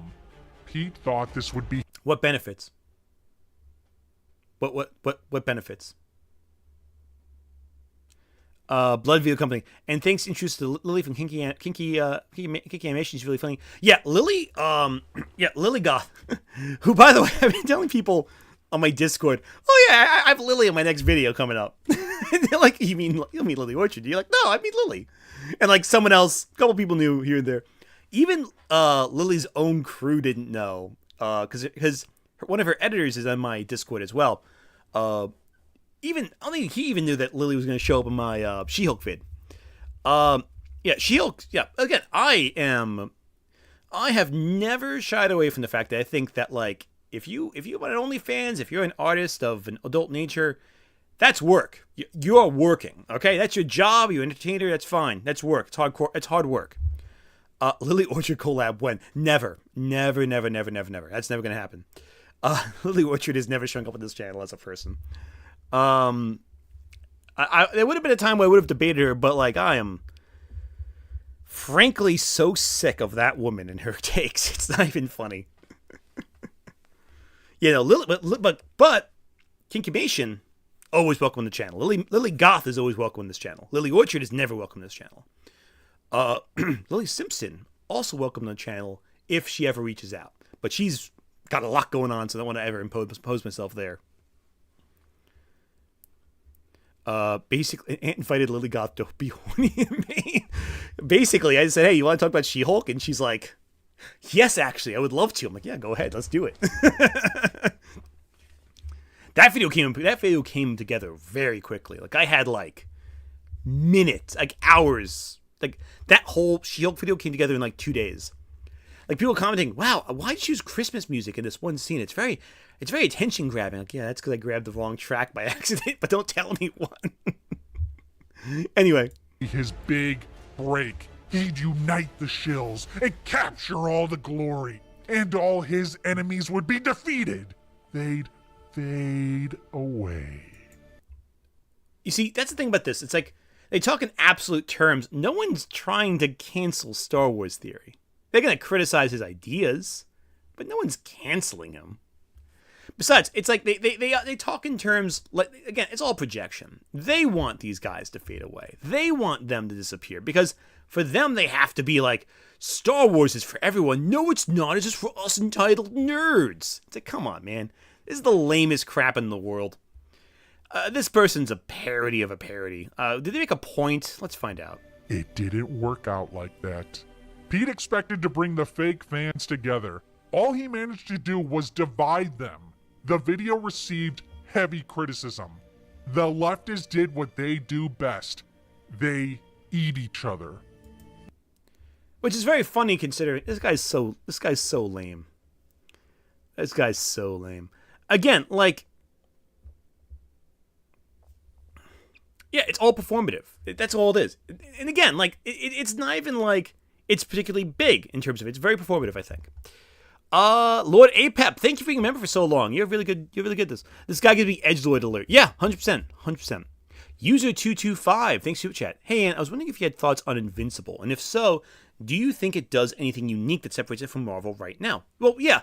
I think for one, it's a good show. It's well structured. It's well told. The comic is extremely good too. It's a very mature comic. It's a deconstruction in that it takes some elements in a way that are very clever. They kind of deconstruct the Superman story a little bit. Plays with a lot of good world building. It expands on its ideas. I like some creative choices it takes. There are some, especially as it goes on, there are some very brave decisions with characters and the directions that story go that's interesting. Really takes some swings. I respect that. Marvel's not taking a whole bunch of big swings right now. Invincible does, and I think that those swings are very appealing. I would like to make an Invincible video at some point, but I'll get to that another time. Yeah, and of course, there's one singular vision. That also helps a lot. A singular creative vision from start to finish really does help tie the story together. I missed a point here. Nick Wolf, give us Jar Jar directed / written by Ryan Johnson. I would love that. That would be great. That's fantastic. Sorry I missed a couple super chats. I'm trying to catch up on all of them. Sometimes I guess I just miss them because I'm distracted. I don't know. Anyway, yeah, I thought you were stronger. Great scene, right? This is very bad. This video sucks. Brooke from the failing Yap Sesh podcast had this. Hang on, one second there. Yap Sesh podcast. Best. They eat each other. Just to say about Pete Fletzer's video. I spent a lot of time thinking. Podcast had this. Why are you going so fast? Let's see what they actually says. 290 subscribers, a couple hundred views. So here's the thing I find kind of funny. This guy can only pick some people with small accounts. You notice that? He's picking people with like 290 subscribers. I have 81.2 thousand subscribers. You see, that's what I always find funny with these bullies. They always like to point out, oh, look how small their subscriber base is. Like, yeah, okay. Well, you're smaller than me. How does that make you feel, buddy? You really want to play this game? Listen, I think that if you can dish it out, you can take it. That's my belief system. If you can dish it out, you can take it. Can you take it, Melvin? Can you take it, Knights of Melvin, with your 10K subscribers? Not a bad channel. 10K is pretty good. it's at that point where you realize you might have a chance of getting into the big leagues in terms of like the bigger name subscribers, but you also have respect for where you came from, don't you? Don't you? I don't know. Sounds like you're projecting insecurity to me. That's a problem. But again, this guy's just a bully. That's all he is. He's just bullying small people. I think that a lot of it was very performative. This whole thing was, again, but like... Podcast had this to say about Pete This Flux's guy's not video. very intelligent, I don't think. I spent a lot of time thinking about this video today, and I want to start by saying that if you're a mutual and you participated in this video, I understand that your heart was in the right place, and I have all the respect for the creators involved. But to me, this is performative. I find it funny how he used his real voice there for a few seconds to read a quote. Like, listen, this person's this is an insecure person. We agree with that, right? Like, this is a very insecure person. He demonizes every single one of the people who oppose him politically. He mocks their voice when he himself has to use a voice changer to sound intimidating and wear a mask to look intimidating. He sounds like Sid the Sloth when he's trying to read someone else's voice. Yeah, that's true. I didn't even think of that. Like, his enemies sound like Sid the Sloth. He sounds like Kylo Ren. Like, come on, this is all performative. This is all nonsense, and it's not very convincing. It just screams his own insecurities. He's like, look how small their subscribers are. Look how few views they get. Well, buddy, let's play the same game. Let's see how many views you get. Let's take a look. Let's look at your channel, really. Let's take a look. Oh, you're live right now. That's cool. Most popular video. Let's take a look at that real quick. Your most popular video is, hey, 36,000 views. Hey, not bad. Not bad at all. 23,000? Not bad. Not bad at all. 22,000? Not bad. 19,000? Okay. 18,000. Oh, this is your seventh most popular vid. How congratulations. 15,000 views. Congratulations. Hey, that's not bad, you know. Hey, listen. What do you got here? Oh, and all your views you get, it's mainly just talking about people you don't like, grifters, Kathleen Kennedy only getting 23,000 views in your video. That's cool. It's cool. Hey, not bad. Hey, man, that's cool. That's cool. But, something I'm forgetting here. Something I'm not thinking about.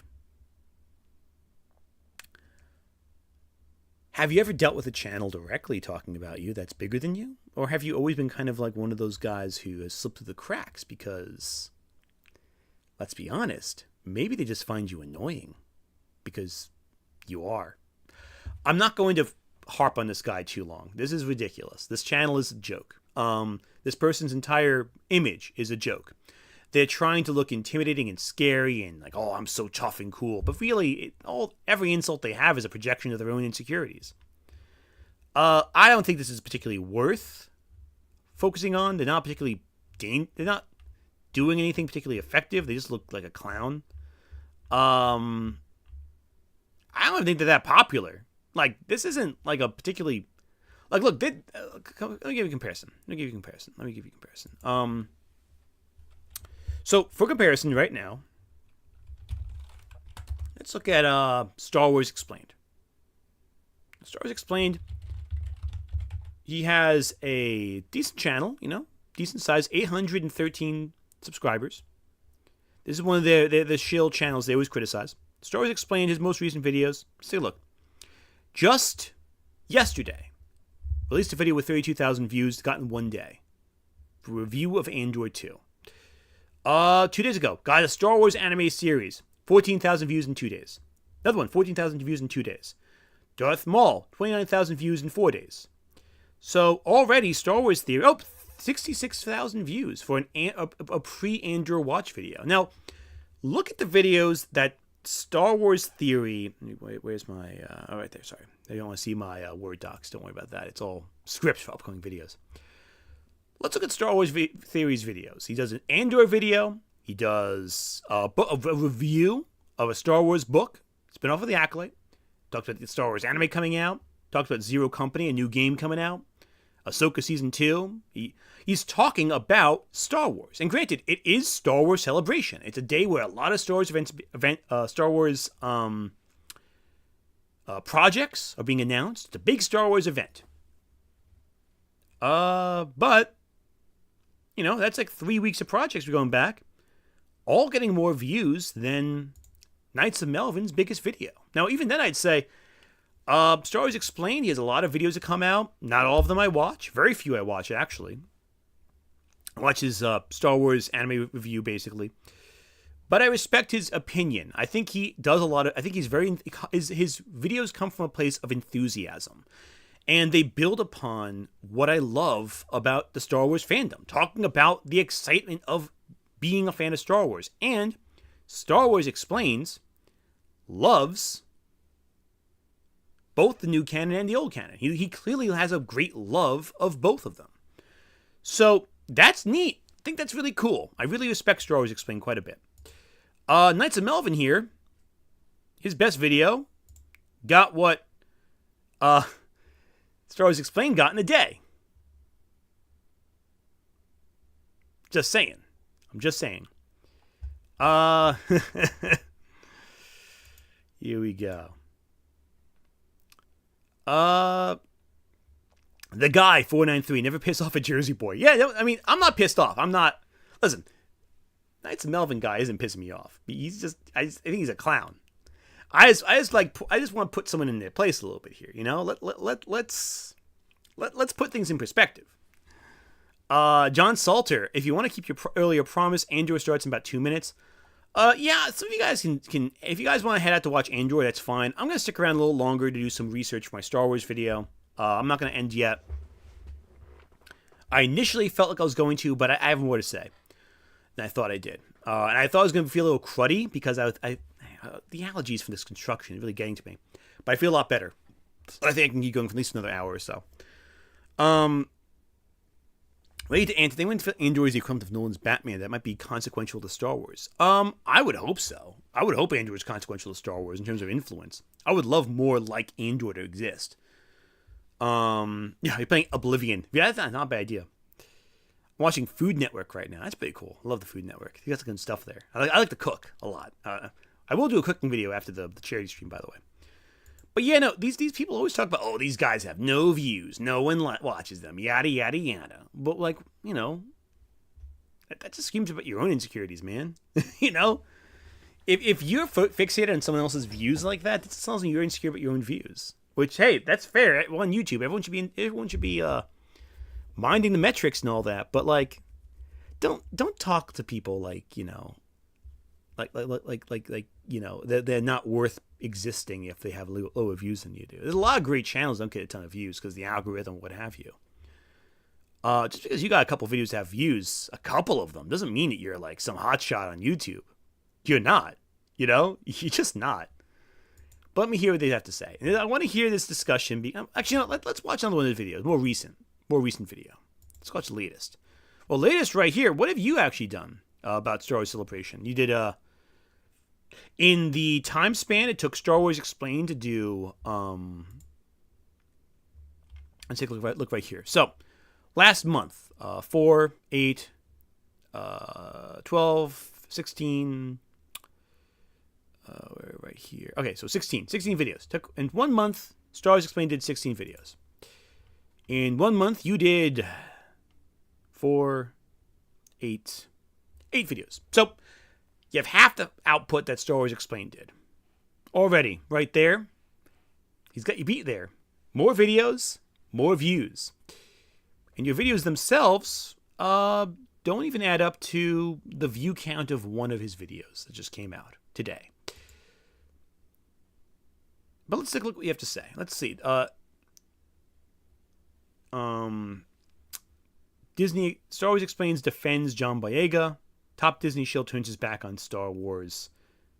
Star Wars what? What does it say? Star Wars fans?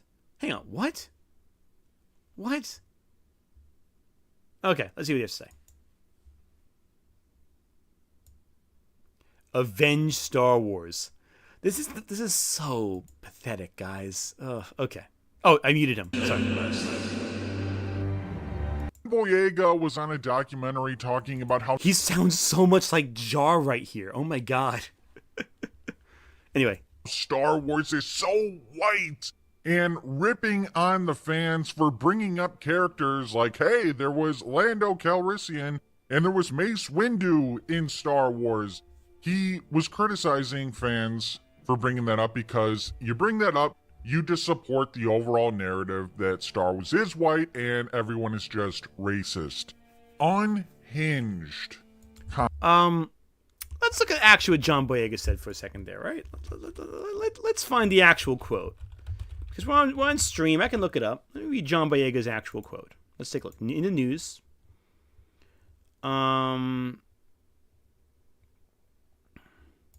Yeah, let's actually look at the exact line right here. So, John Boyega, go away T-Mobile. John Boyega, okay, John Boyega slams Star Wars fans who are only okay with black actors as the best friend. They're pandering. Okay, that's fair. Chloe, I don't know what's with them. They all sound like Jar. They all sound like just a robot. It's so embarrassing. They're so childish. I don't get it. Like, Chloe, help me out here. Because, like none of us feel the need to freaking pretend we're, like, intimidating, scary guys. It's come on, it's ridiculous. Anyway, here's the thing. So, let me tell you, Star Wars has always had the vibe of being... Star Wars has always had the vibe of being in the most whitest elite space. It's a franchise so white that a black person existing in it was something. Star Wars went on to explain the inherent problems of films and fans making a big deal about the incredible small handful of black characters. Again, incredibly small handful. They are so few that you cited 2 of them in the entire original trilogy and prequels. You've been here the whole time, Chloe. Oh my god. I love it. You can always tell when it's something when a Star Wars fan's trying to say, well, we had Lando Calrissian and had Samuel L. Jackson, he said. It's like telling me how many cookie chips are in the cookie dough. It's like they just scattered that in there, bro. They're okay with us playing the best friend, but once we touch their heroes, once we lead, once we trailblaze, it's like, oh my god, it's a bit too much. They're pandering. Yeah, he's not wrong. He's completely correct. Nothing about that's controversial, dude. Like, yeah, you do get upset if the main character is a black guy. You did. That was the whole thing back when the movies came out. And even then, as much as I think that The Last Jedi does a lot of things right, sidelining Finn is not one of them. That's one of the worst things they do, sidelining Finn, putting him into the back burner. Because they keep him away from that main character role. They treat him like a support character when he was established as a co-lead. And he never get back to that. It's very upsetting. But yeah, so you're arguing that John Boyega saying, hey, you like us when we're the best friends, but you don't like us when we're leading the movie. That's inherently different than what'd you say he said? What was it he said again? Bringing up characters like, hey, there was Lando Calrissian and there was Mace Windu in Star Wars. He was criticizing fans for bringing that up because you bring that up, you just support the overall narrative that Star Wars is white and everyone is just racist.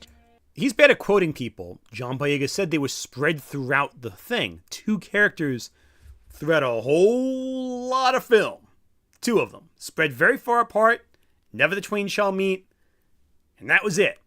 Surrounded by white dough, essentially, as he's putting it. And we had James Earl Jones, but he was also not on screen, and when he did show up in person, he was not, Darth Vader was not played in person by James Earl Jones. Don't forget that. But yeah, that's what he's saying. That's all he's saying, and this guy's acting like that's some unreasonable thing. It's an observation. It's a pretty accurate observation. Hell, the Plinkett reviews made this joke 15 years ago when they were reviewing the prequels. Granted, they included a little bit of racism there. That's, I'm not defending that. But they pointed out in the most popular Star Wars reviews at the time, Star Wars was primarily filled with white people, and that Lando Calrissian was like the one black guy, And then Mace Windu was the one black guy because there was no one else black in it. Oh, and Ahmed Best. Okay, Ahmed Best as well, but again, CGI. You didn't see his face. You didn't see his melanin. Melanin. Melatonin? Melanin. Melanation. Words have escaped me already. So yeah, he's getting angry about this, again, as grifters want to do. They're making a big mouth hole and changing the words around. Unhinged comments, delusional comments. Are they? From the... You're doing it right now. You're proving him correct by making this reaction. You're getting so angry about it. You're saying, oh, it's so forced because Finn, one of the third major black actor to be in front of the camera in a major heroic role, like in 30 years of Star Wars exists. That's your reaction. So again, Oscar Isaac is not black. He is a person of color, but he's not black. That's important to point out. Activist. Oh, Panaka. Oh, I forgot about Panaka. Okay, good point. Yeah. Again, small role, though. We're talking like side characters now. Like really tertiary. I forgot about Panaka. Yeah, but again, like the fact you have to say, oh yeah, Panaka, the guard guy who showed up, in a few scenes. That's pretty far removed from the hero perspective, right? Like it's like, yeah, you get what I'm saying. I'm preaching to the choir here. Like, if you have to point out a character who doesn't really have a whole big role in front of the camera outside of the expanded universe, then you're kind of proving the point. You're saying that they're spread throughout with a lot of gaps between them. Finn should have absolutely been a Jedi. I thought John he was being set up for one. Boyega, who played Finn in the Disney Star Wars sequel trilogy. Now, you have a lot of people who are like, we love Finn. They feel betrayed by this because they defended his character for years. Oh, we wanted Finn to be the main character. He's so good.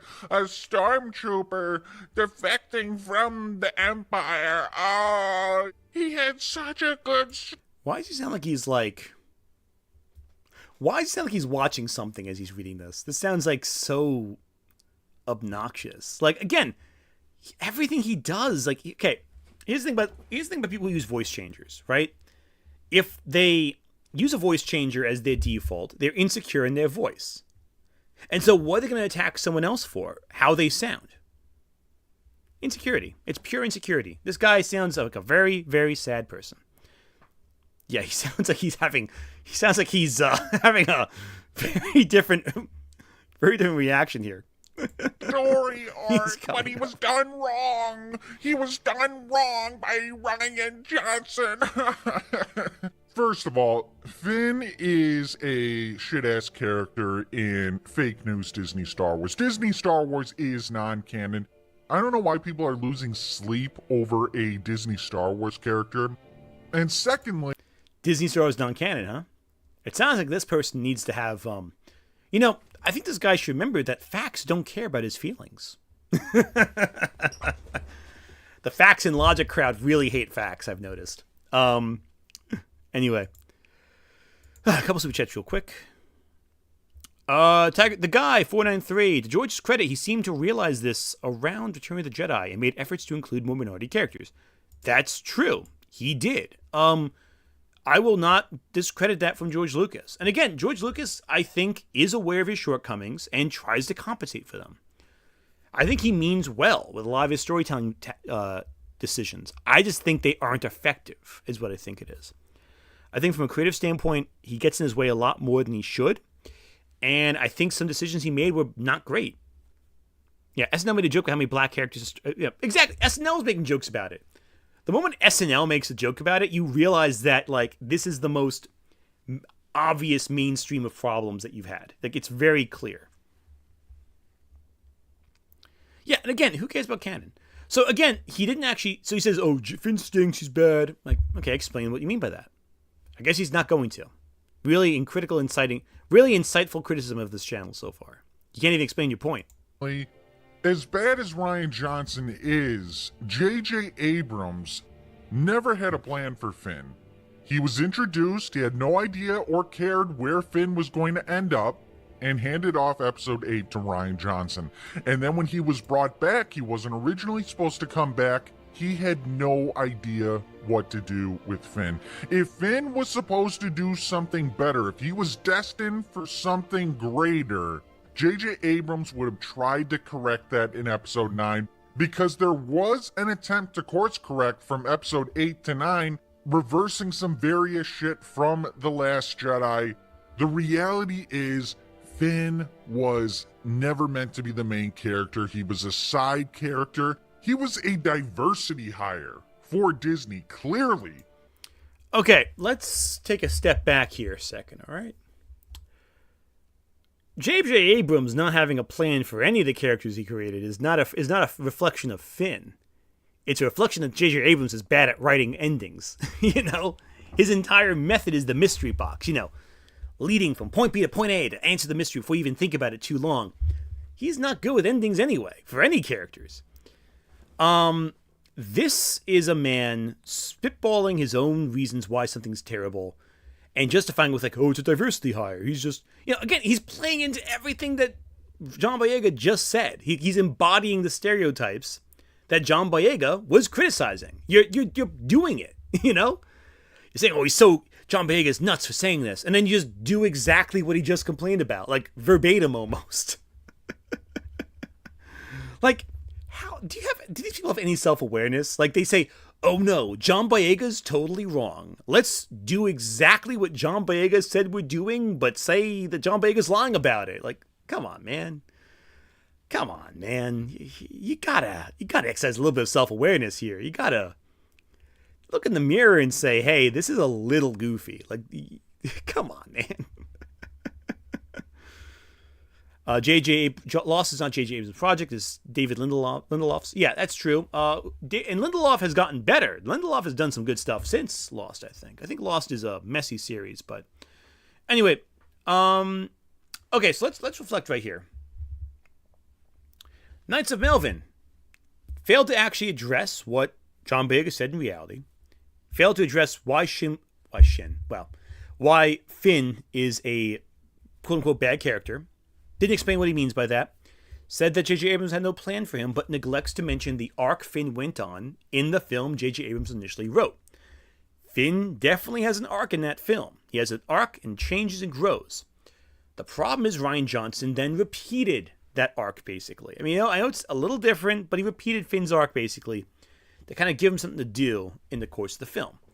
But the arc doesn't really progress Finn's character all that much beyond giving him a reason to fight with the Resistance. Before, the first film establishes why Finn fights for Rey, but doesn't really give him any loyalty to the Resistance as a whole. That's fair. I get that Rian Johnson thought this was an arc worth giving Finn. I just think it's kind of nebulous and not super great. But yeah, so the problem is that Knights of Melvin takes a basic problem with writing criticism, is that you look at the end point as though that was the only plan that could have been the case. Where it ended up in a story that no one else had written yet, that's the end point. As opposed to, we made a film, part of a series. Finn's arc goes here. He is left off at this point. Pass the baton off. Next writer has nothing to do with it. And we're like, well, now I got to figure out something to do with this character who hasn't progressed since the last film I worked on him in. The problem is J.J. Abrams exclusively focused on the Kylo Ren and Rey connection. Was so busy trying to to course correct on different elements that they had no time to even give Finn like a real meaningful arc. Though they began to in the Rise of Skywalker with the other rebellious stormtroopers. That has some potential there. Problem is, it's not well done. They try to hint at Finn having some force sensitivity. It's not done. Nothing's really done with it. The problem is the Rise of Skywalker was a very rushed product with a very rushed sense of completion, and most importantly, it was a product. It was an entirely produced product material. Last Jedi, for all complaints you may have about it, was more of a response to Star Wars history. The Force Awakens was a relaunch. Rise of Skywalker is a product. It's meant to sell tickets. Go to the theater, watch it, buy figures, buy toys. It's a product. Because Disney likes making products. Products are safe. Products don't cause people to get angry all the time.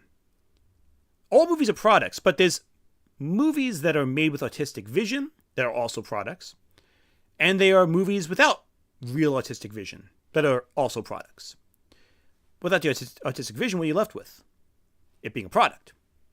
That's how it is. It's the business model. It's the making the film based on the structure.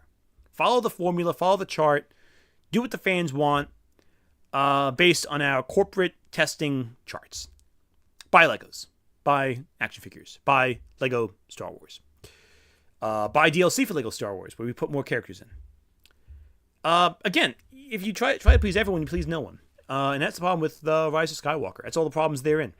J.J. Abrams was brought back because he was a safe choice to finish a story he started, and he was told, solve it in a way that sells us the most tickets. That's it. All movies are products is reductive, but it's also true. The difference is your film also a work of art? Is it also creative? Is it also an expression of media? I don't know. Maybe it is. Maybe it isn't. Who knows? Anyway, back to this. They did not care about his character. That's why they shrunk him on the Chinese poster. And a few years back... This is all they got going for it. They're recycling the old hits. You know, people talk about this Chinese poster back in, like 10 years ago. To diminish Finn's character. They're just playing the hits. There's nothing else here. Finn was crying to Variety and blaming Disney for not knowing what to do with his character. Crying racism. But now all of a sudden, some executive got in his ear and said, hey buddy, we're going to be bringing you back. So you better start blaming the fans like we do here at Disney Lucasfilm. And that's exactly what Finn has done. He is blaming the fans. And if you're upset... Melvin, if I may call you Melvin, because I'm not calling you a knight. You don't command the respect of a knight. Buddy, you're doing exactly what John Boyega said you're doing. Where's the lie? Where's the shilling? Where's the issue? You're doing exactly what he said you would do, like verbatim, actually. Like almost for word, what he said you're doing. So, where is the divide here? Where is the issue? You're doing it. You know, are you saying he's lying? Well, then consider not doing what you're doing, because it's just that. Oh my God, these people have no self-awareness. There's no self-awareness here. Buddy, you are the example. You're the problem.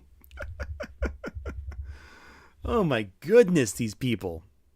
Yeah, no, it's silly. It's hard to take it seriously. They're just all they're doing is just repeating themselves. No, it's ridiculous. Sets that your favorite Disney Star Wars character is ripping apart the fans. You haven't been paying attention. This guy has been a political activist for years. It is not surprising at all. And it's not the first time he's ever done something like this. Oh no. He has thoughts. It's not right for women to read. First they get ideas, then thinking. It's not right for an actor to have opinions about things. First they get ideas, then they think. Hell, the fact that John Boyega was going to criticize Disney, that made me like him more, actually. I had a lot of respect for someone who decides to use their platform to bite the hand that feeds to an extent, as long as it's done. And again, he's brought back to if John Boyega wanted to be in Disney's next Star Wars thing, he'd be back in a second if they give him the right price. Again, pay John Boyega, give him a bigger role, and go with it. Why not? It'd be fun. Again, the problem with these critics is they say, "Oh, he does politics." Okay, so what's the problem? You know. But they love Mel Gibson. They love Mark Wahlberg. They do politics too, but on your side. So what's the issue? You just don't like politics when you disagree with it? The inherent idea of it? Come on. Let's be consistent here a little bit. Also, John Boyega is not American.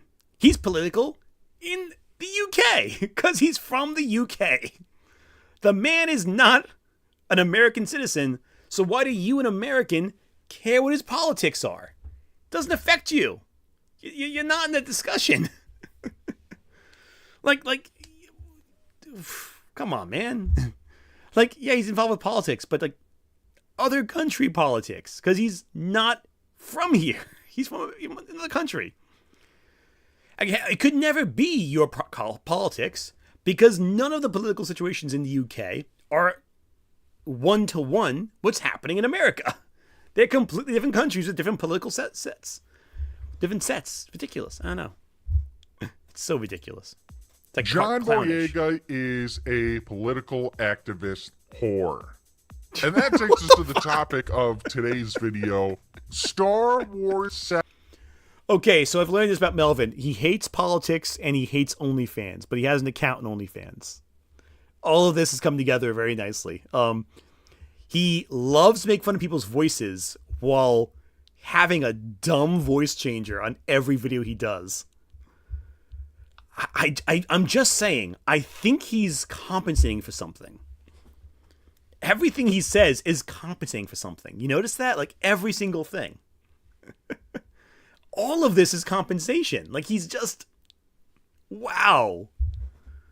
Wow. Okay, buddy. Okay. This is... Don't forget, we're talking about Star Wars here. You know? Space lasers and spaceships. Man, people need to take themselves less seriously. Explained. Disney's top Disney shill. Guess what they had to say? You notice how how he didn't say Star Wars Explains has no views? I wonder why that might be. About John Boyega. John Boyega, the guy who just attended. Don't forget, he said every other Disney shill doesn't get any views, but didn't say about Star Wars Explained. Wonder why that might be. Just saying. Act the fans and call them racist when Disney was the one that didn't do anything with his character. And for the most part, over the years, they were defending him. That's okay. That's not what he said either, but okay, I guess reading is too hard. So Star Wars Sexplained, and this is Alex Damon's account. Molly Damon runs the social media accounts, but this is Alex Damon's account. Star Wars Sexplained, huh? That's again, he keeps bringing sexual implications to all these people. Listen, buddy, Melvin, I'll be honest with you a second. Are you trying to say something here? Are you trying to project something here a little bit? Like, if that's the case, it's okay. It's 2025. You can be honest with us. It's okay. We got you. It's okay. Again, Star Wars Sexplained. What is with this guy? Oh, this is ridiculous. Star Wars Sexplained. Let me tell you, Star Wars always had the vibe of being in the most whitest elite space. It's a franchise that's so white that a black person existing in it was something. Again, that's John Boyega's actual quote. Let's hear how he contextualizes it. This is such an ignorant comment coming from someone that is just a fake Star Wars fan. Wait, hang on a second. Did he just attribute John Boyega's quote, which is over John Boyega's picture, in quotes, to Star Wars Explained?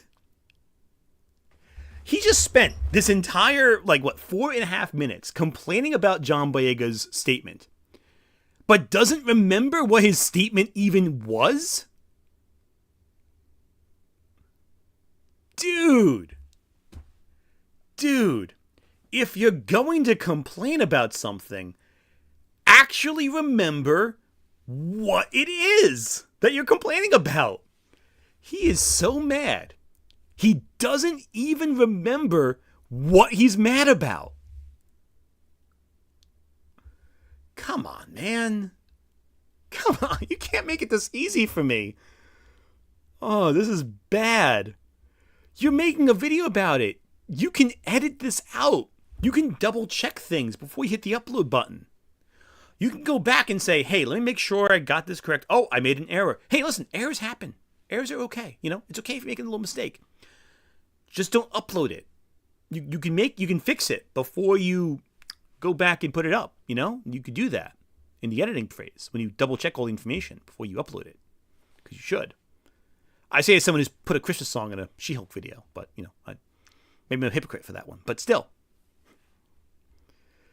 oh my God, this is so dumb. But he's not saying. But he's attributing the quote to Star Wars Explained. He's not even taking the quote from the person who said it. Oh my goodness, this guy's beyond parody. And they're not just a fake Star Wars fan because they've been in the Disney movies and they like Disney Star Wars. They're a fake Star Wars fan because they don't know anything about George Lucas Star Wars. He's probably only seen the original movies one time. And downplaying someone like Lando Calrissian and Mace Windu, saying that they're just friends of the main characters, and that... That's not what he said, dude.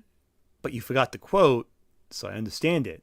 He said they were like chips in the cookie dough. They were spread far apart from each other, surrounded by white dough.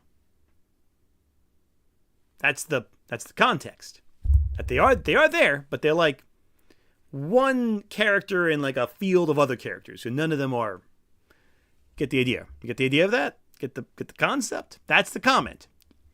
You can disagree with that, but at least understand what the comment is before you criticize it. If you're going to discuss art, you got to remember that citation is very important. You got to know what it is you're complaining about before you complain about it. Oh man, this is too funny. This is too funny. Oh my goodness. Let's read a few super chats. This is too goofy.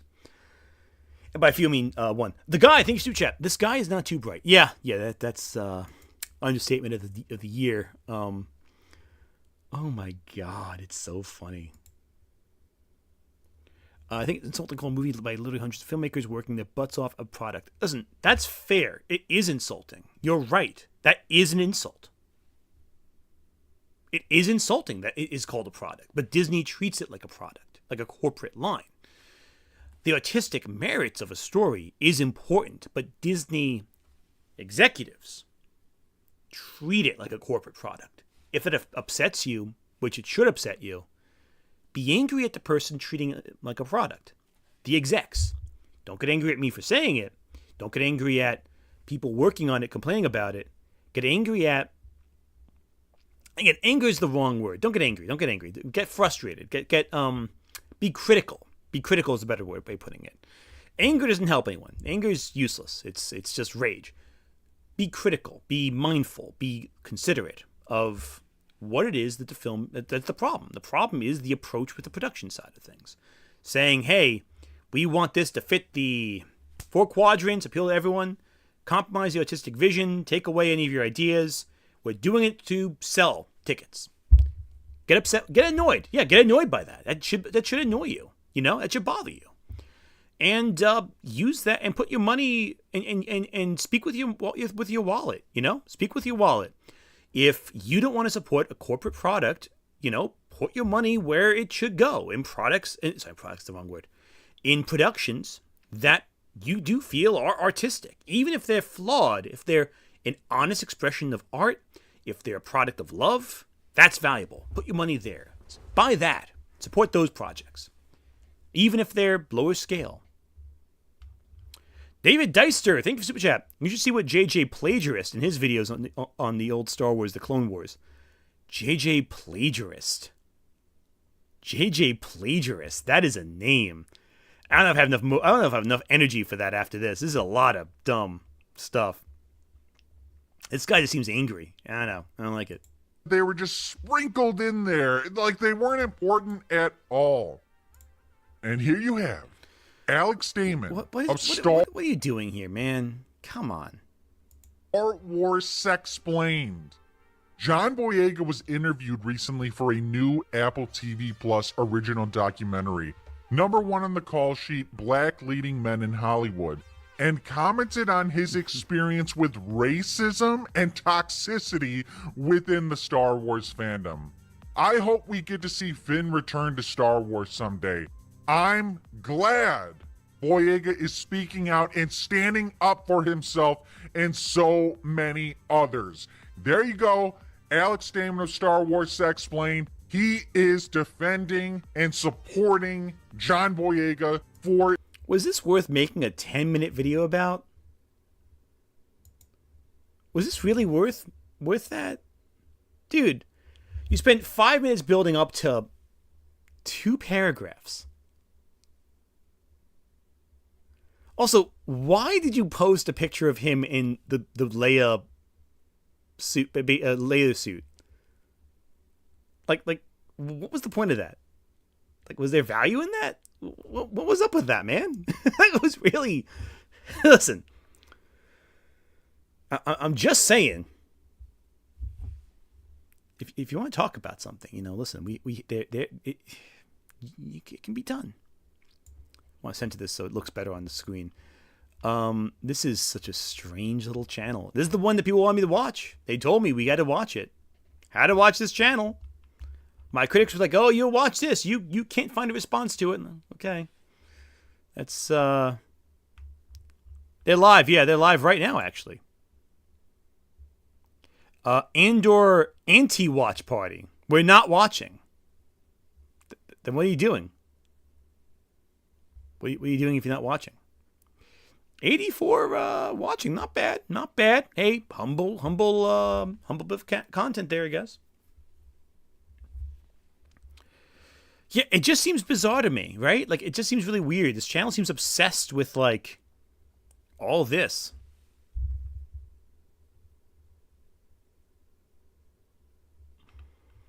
I don't want to get spoiled for Andor.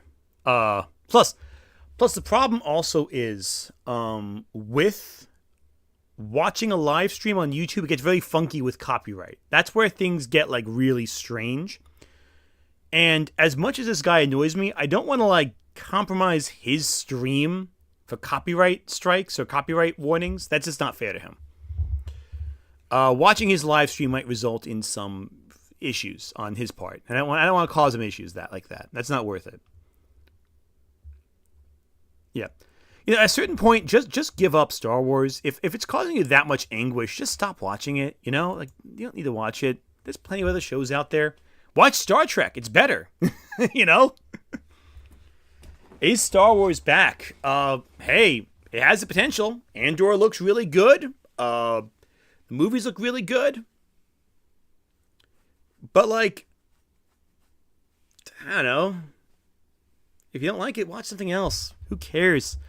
I'm not going to stop you from watching it. It's not fun. If you don't like it, don't watch it. There's tons of other media out for you, Don't make a whole channel about it. Because, to be honest, it just seems like you're screaming insecurities. I don't know. Drop some names for cool positivity. Well, Star Wars Explained, for one. He has some good stuff. Let's take a look at this real quick. Let's look at Star Wars Explained's theory response to the Andor show as a positive end to the stream. Let's look at something positive. Again, no spoilers. We don't know what's going to come. I have not seen Andor. It's debuting as we speak. But let's take a look at his spoiler-free review. Oh, it's muted. We sent out screeners for every episode earlier this month, which was something I was not expecting to get, but I have seen the entire season, and now I'm allowed to talk about it, so here is my spoiler-free reaction to the... Do you think the reason why people like Melvin are upset is because they don't get screeners from Disney? I've gotten screeners when I was working with CBR. It's not a big deal. I still get screeners. I just don't look at them because I don't really review media like that anymore. I do video essays, not quite the same as a movie review.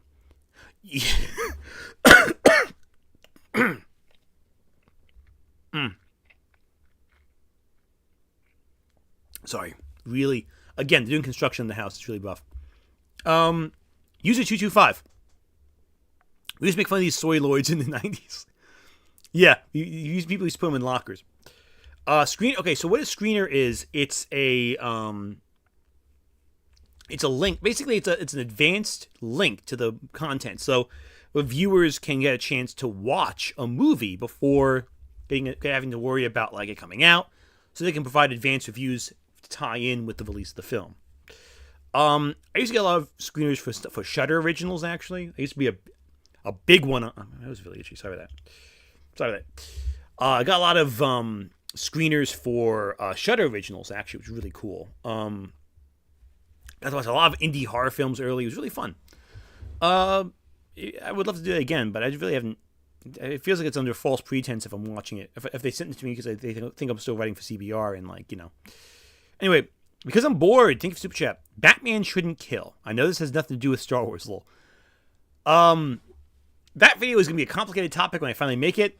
That deals a lot with I have a hot take about Batman's no kill rule that I think is one that's different than most people who say Batman quote unquote should kill. And you'll know what I mean when I say it. I don't want to say it yet, but it does involve the 90s and 80s Batman's films and how they deal with it. I think it's very interesting what they do with the character in Batman in that sense. I think it's very my take is very different than what you'd probably expect. But anyway, take a look right here. Final 4 chapters of Andor. The quick and simple version is that if you loved Andor Season 1, I think you will easily love Season 2. I definitely loved it. The tone, the caliber of writing, the level of acting, the size of the sets, the intensity, the production design, the music, the costuming, everything about the creation of Andor is insane. I really hope we get a making of gallery episode about the series at some point, because all of the behind the scenes work deserves to be highlighted. There were several moments throughout the season where I just threw up my hands at the scope of the sets and the fact that actors can walk throughout them in long takes with no cuts, which is simply something you can't achieve on the volume. Yeah. Andor was a massively expensive series to produce, and you can see that money on the screen. You can expect the exact same level of quality that we got from Andor Season 1. But Season 2 is different in some significant ways. We're getting 3 episodes a week for 4 weeks instead of spreading each arc out. And every arc takes place during a different year, so there are big gaps of time in the story. So does that still work? Mostly. First, people always ask how long the episodes are, and these are long, about 50 minutes on average, which is great because this season has a lot to get through. What it chooses to focus on, it executes incredibly well. There are some big moments in Star Wars history fans know will be in this season, and the ones I was most looking forward to did not disappoint. I was personally a little bummed when they announced the release schedule, only because I wanted to savor this last season for as long as we could, but we watched everything 3 episodes at a time, and it works well. I want to stop a second right here and take a look at his style of reviewing. Because again, I criticize Melvin a lot for his style. Let me criticize this as well. He's giving concise, specific details. Right to the point. Direct, simple, focused. He says, look, here's what they do. Here's what it provides. Here's how it works. Here's why I like it. Direct and simple, to the point, concise. We are 1 minute and 47 seconds into this review, and I know what he wants to say. I know what his opinion is. I know what he says works. It is focused. This is reviewing. This is... Because here's the thing. He's not wasting my time. He is getting right to the point. He's saying, here's what I want. Here's what I saw. Here's what came out. It works.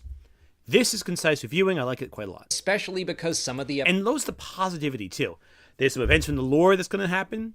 I was excited to see what happened. Here's what it is. Yada, yada, yada. He's talking about it in vague terms, but a fan will know what he's talking about. It all works out. Episode endings are still abrupt and don't quite feel complete, so it feels good to be able to breeze past that and finish a full arc at a time. I think the biggest problem with this season and this structure is that it left me wanting more, which is a good problem to have, or at least it's better than wanting it to hurry up and finish. Andor has always been very efficient in its storytelling. It'll give the audience enough breadcrumbs to fill in some of the gaps on their own, like Cinta and the hostages on Aldhani. We don't see her kill them, but we are shown enough about her to fill in those gaps, and yes, I do think she killed them all. Usually, I love that kind of storytelling, but there are some moments, especially felt in those year-long time jumps, where I wanted to know much more. See, that's the difference between someone who's enthusiastic about the media versus someone who wants to complain. Star Wars explained as saying, hey, here's what I thought, here's what I liked, here's what things I thought could be improved, discussing and engaging with the art in specific terms. focused but specific. Did Melvin do that? When Melvin said that Finn was a bad character, he said vaguely, "Oh, Finn's bad, and Abrams had no plan, and Ryan Johnson sucks." Yeah. Meanwhile, Star Wars explained, saying, "Hey, here's the specifics that was going on. Here are the character arcs. In this character, we didn't see this happen. We could figure out what was going on based on implication." But he's very concise with it, very focused. That's valuable. For a reviewer, concision and focusedness is important. So that's something I got to work on, too, as a reviewer. I never felt like we weren't told or shown enough to understand what was happening. I just think there are a ton of stories we're missing out on that would have been great to see. The original plan for Andor was that it would be 5 seasons, and each season would cover a year in the timeline, just like Season 1. But Tony Gilroy and Diego Luna have both talked about how difficult making the show has been, and it would have taken 10 to 15 years of their lives. I respect that, and I frankly think it's a miracle we got 2 seasons at all, given the state of Disney Plus and streaming. I am so grateful we got a second season to complete the story, but man, in a perfect world, I think 5 seasons of this show would have been a phenomenal build-up where every character and every story beat was given the attention it deserved. Instead... That's really good. Again, criticizing Disney at the same time.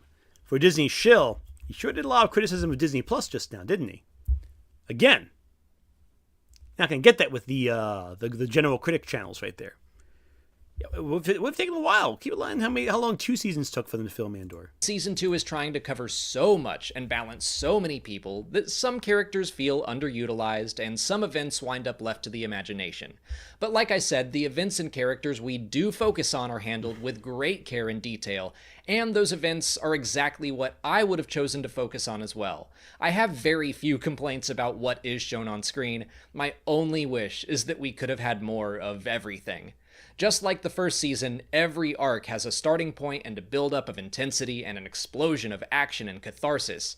I need to rewatch and sit with all of them, but my initial reaction is that at least one of the arcs is on that same level as Narkina 5 or Marva's Funeral. Absolutely insane how good it was. And I would say the rest of the season is also on par with Season 1. That is to say, it's all at like a baseline level of very good or great, and then some episodes or moments jump to a new favorite Star Wars thing.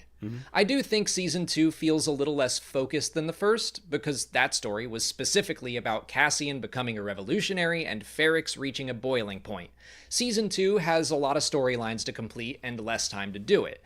We bounce around a lot between people and events, but still, the fact that they pulled it off as well as they... Again, simple, direct. Keep in mind, in Melvin's video, at 4 minutes and 27 seconds, he was just getting to his point. Here, got to it very quickly. Exactly. Simple. Direct. And I think this is a really good review. This is exciting. This makes me want to see it more and more. They did is crazy impressive. I do have some more criticisms that I can't get into without spoilers, and they're more on the nerdy, nitpicky side of things. And on the flip side, I have some big praise to throw at the show that I also can't get into without spoilers. Andor Season 2 does almost everything right. To me, it's on the same general level as Season 1. I still need to sit with Season 2 more and rewatch it and all that, but my gut reaction is that both seasons are my 2 favorite seasons of Star Wars television, which is why I'm feeling so intensely that I wish we got to spend 5 whole seasons with these characters and actors and the entire behind-the-scenes team, because it's all just on another level for me. My hope is that while Andor might be coming to an end, Disney sees that there is a hunger for this flavor of Star Wars. I want to make it clear that I am not someone who wants every Star Wars story to be this intense and serious. I still want stories that feel as fun as Skeleton Crew and The Mandalorian. I still want new animated stories. Something I love about Star Wars is the variety. I love that Jar Jar Binks and Luthen Rael exist in the same universe. I love the weird and goofy flavor of Star Wars, but I also love this intense and serious flavor. I don't want it to be removed from the menu. I hope... Again, this is interesting, isn't it?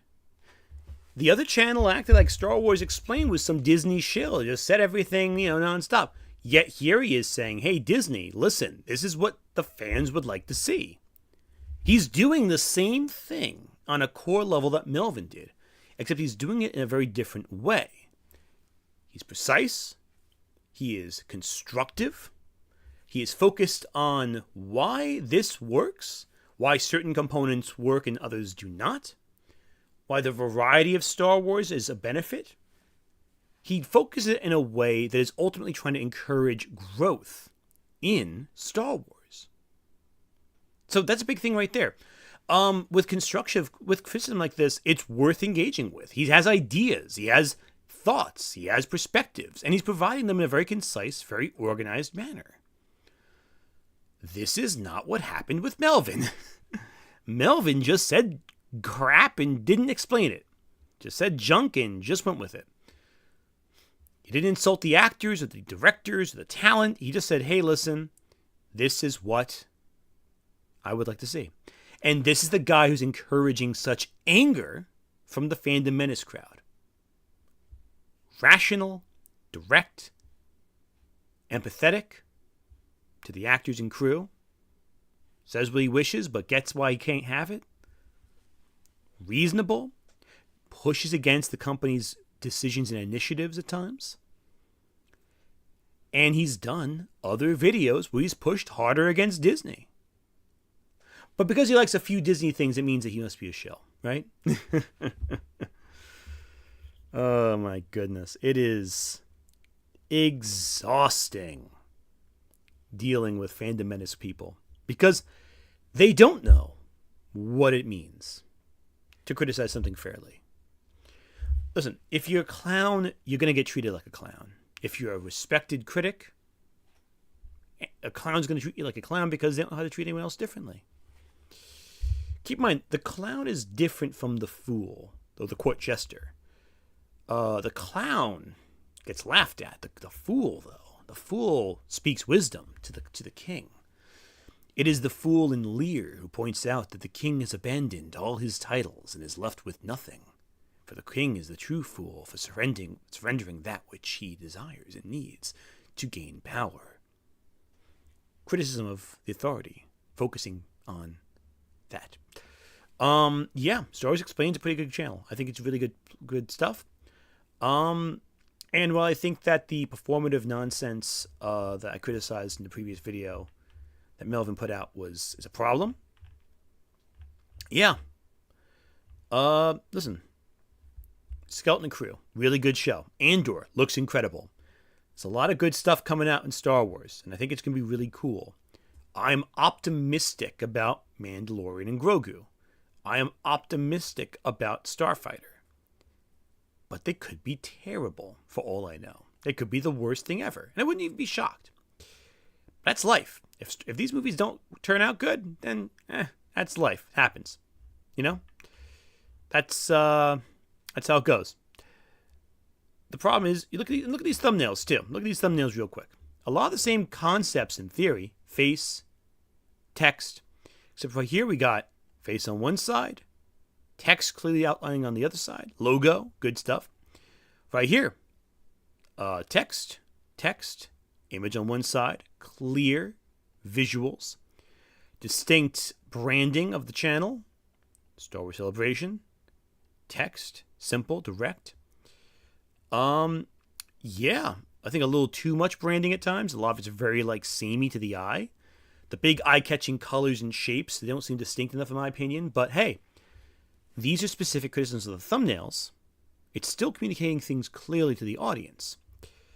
And he does fairly frequent videos, so it's a little different than my channel, which does a few episodes a week. His videos are a few episodes a week. Mine's one a week.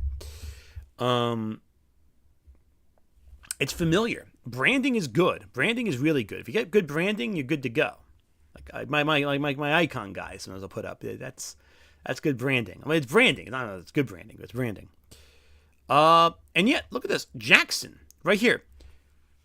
Jackson from the Legends canon. One of the very first Legends characters created for the Marvel Comics Star Wars saga. Here is Star Wars Explained. Earlier this year, I made a video praising Star Wars Legend canon. The old canon. About why Biggs Darklighter is so important to Star Wars, and it was universally loved. What the hell? 0.5% of you are dead to me. That video was meant to be the first in a series celebrating the less talked about side of Star Wars, the Glubshidos, the characters that don't get enough of the spotlight. Chat, who's your favorite Glubshido from Star Wars? The random little guys who are like just random and all that. I have a soft spot for a few of them. I always loved Bosk, the reptilian mercenary guy. I always thought he was kind of cool. I know a lot of people love IG-88. Everyone loves him. I'll go with Bosk. Bosk any day. More Bosk. Love Bosk. Or what's his name? The what's the little elephant guy? Little elephant guy who like is in Jabba's palace with the pianos. Love him. Dexter, whatever his Dexter from the Attack of the Clones, the big round alien who runs a diner, a 50s diner. I love it. Jedi Bob. Shaggy, also, the noted Jedi, Shaggy. He's a great one. All right, super chat. The guy, 493. Isla Secura for obvious reasons. Oh, yeah, obvious, right? That's what we're calling it now. Max Rebo, there we go. Thanks. I like Biggs. Biggs is all right. Biggs is okay. I like him in Final Fantasy 7 more, though. Goal is to make an argument for why and how even the smallest character can have a huge impact on the Star Wars universe and fandom. And today I'm talking about Jackson T. Tumparaki. Yeah, the Green Rabbit Man. I think the Green Rabbit is great, and there should be more of him in Star Wars. Saying it right now. But again, right there, example of the Disney shill praising a character Disney erased, essentially from the modern canon. What's wrong with this channel? Nothing's wrong with this channel. This channel's fine. This channel's doing good. Daily videos, positive Star Wars content. I will say this though, he gets fewer views, I think at times, because he's not extremely negative. That's the problem. But he also gets videos that go into the millions of views. Yes, they're older, but they still get views. And he updates these. Wedge and Biggs. Yeah, Wedge and Biggs from Final Fantasy. Yeah, exactly.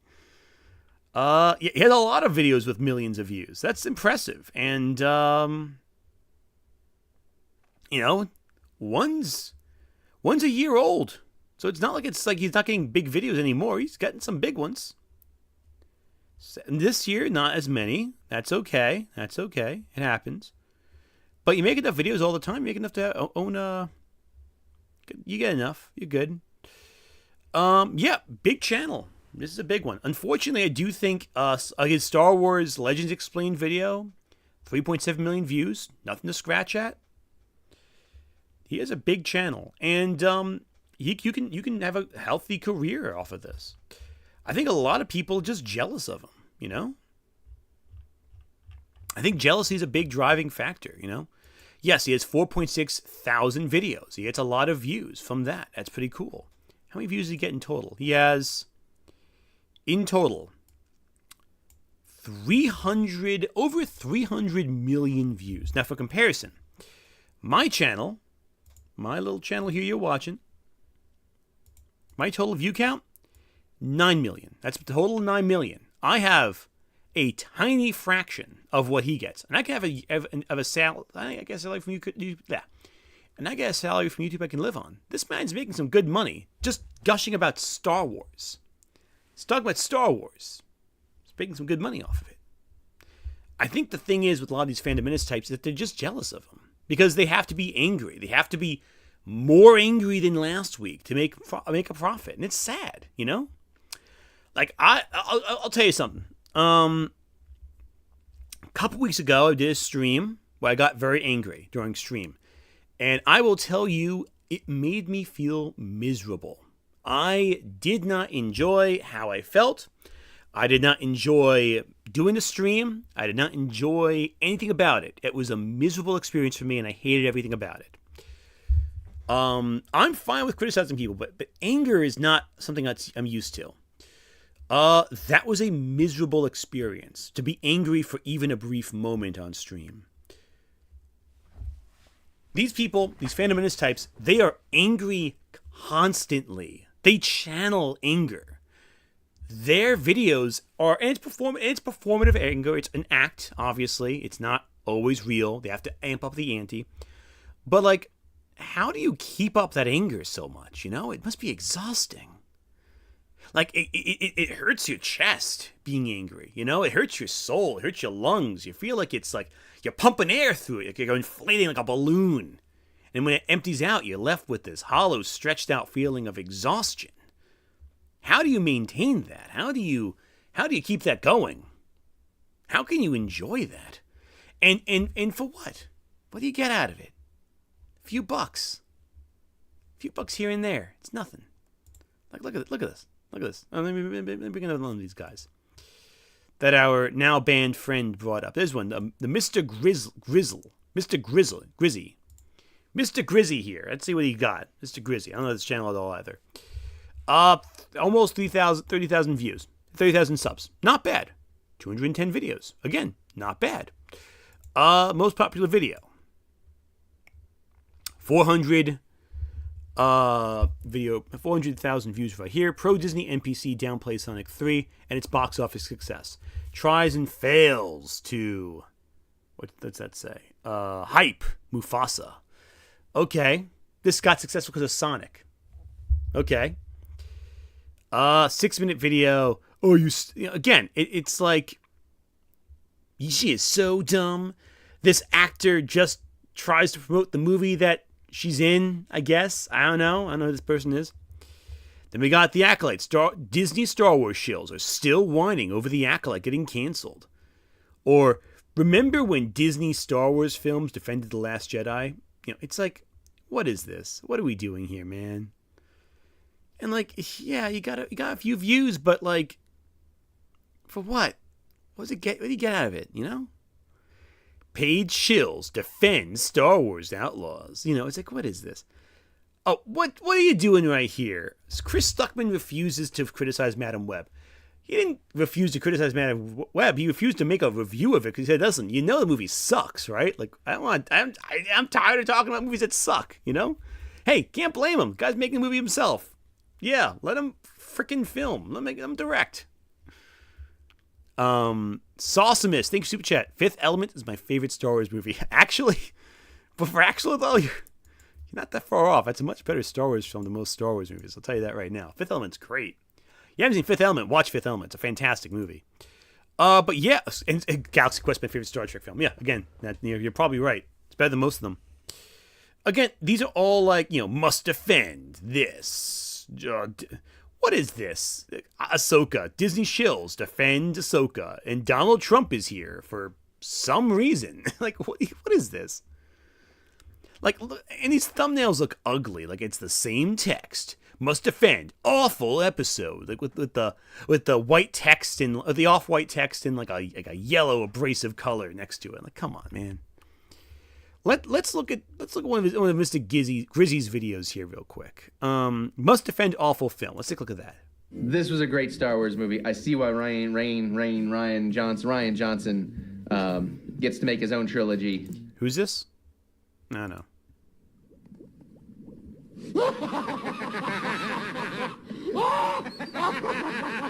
You see, it's comments like this that makes going back and doing this video absolutely worth it. In many ways, Star Wars The Last Jedi is the perfect Star Wars movie. Grace Randolph jump scare. I'm so sorry. I didn't warn anyone about this.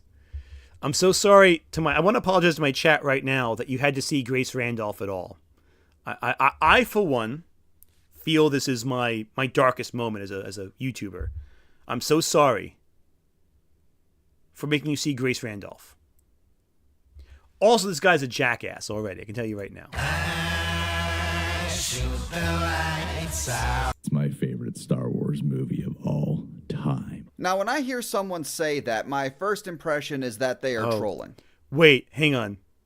Oh, that's the guy whose video this is. Okay. Trying to get clicks or elicit some sort of reaction online. This is not a troll. They all sound like Jar. Why do they all sound like Jar? All of them talk and sound like Jar. Oh my god. Oh my god. My hair is really sweaty, so I'm sorry. It looks disgusting. these people all sound like Jar. They all talk like Jar. Like Just a Robot. What is with this? Did they study Jar for like how to review movies? Like, come on, man. Stabster. I think this guy made the Godzilla I eat woke movies for breakfast thumbnail. Oh God, did he? Did he? Godzilla? Come on, man.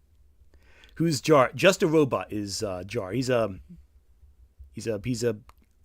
associate of the art commentary community. Basically, he's a character in a nutshell. Like, what is this? Like, they're all like copying Jar's style of reviewing. I don't know. Maybe it's just Jar was copying something that they all copied from too. Who knows? They all just sound like they cut from the same cloth, though. Anyway. Oh, these guys are dead serious. Oh, wow. Yeah, that's high praise. Yeah, dude. I really do think that. What do you think, John? I definitely think this might be the one I appreciate the most. And the reason for this high praise is pretty obvious, because at this point, these two have just recently gotten their Disney Shill All Access Pass. Thank you to Disney.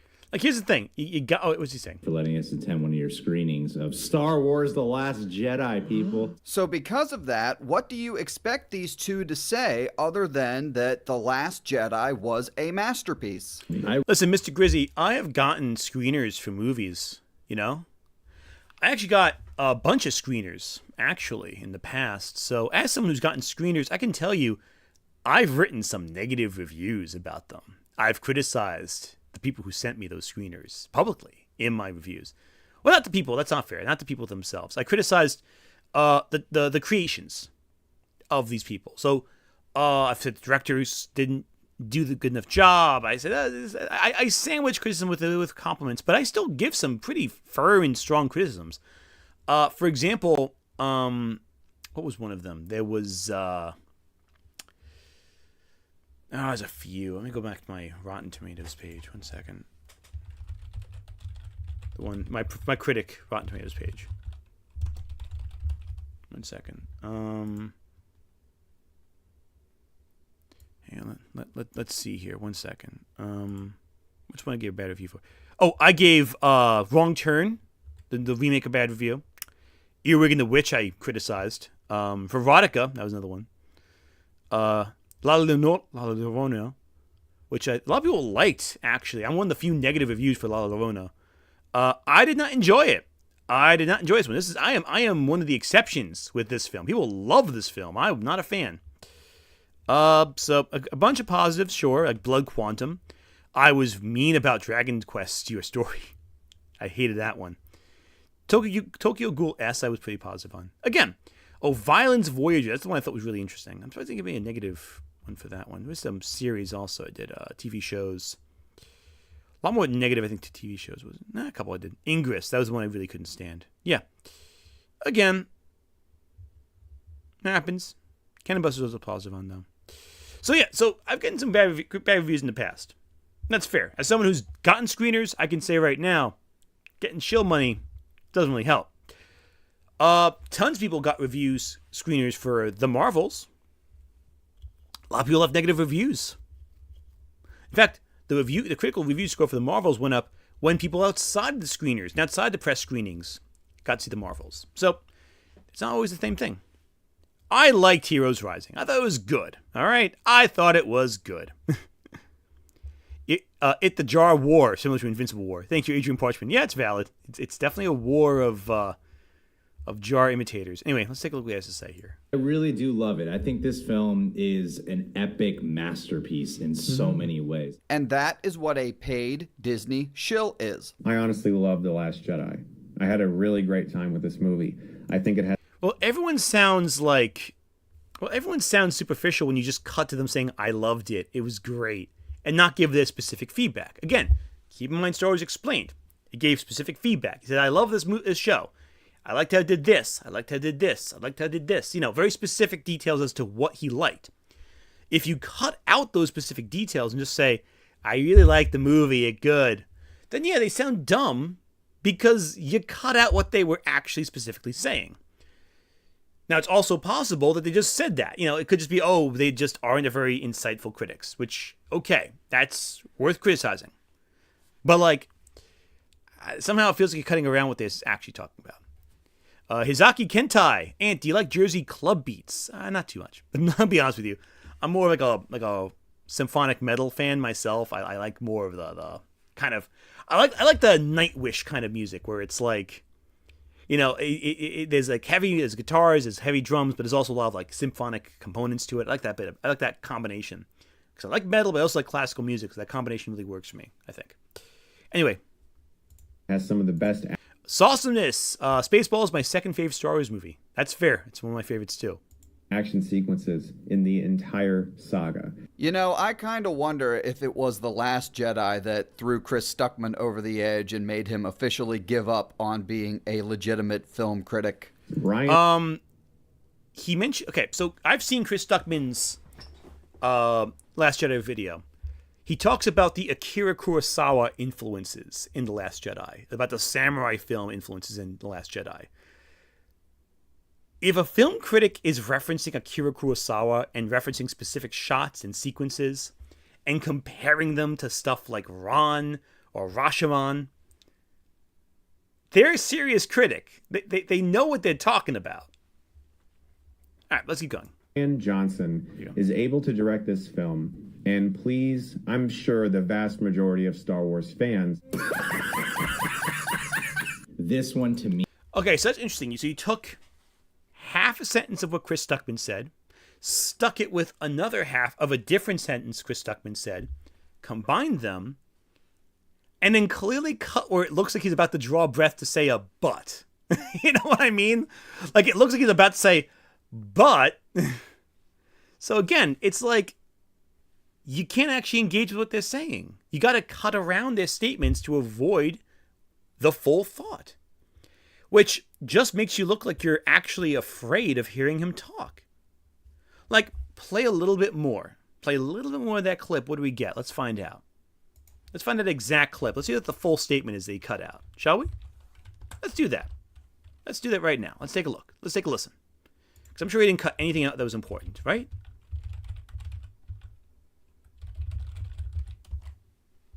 Let's listen. Spoiler. Just movie review. Let's do. Okay.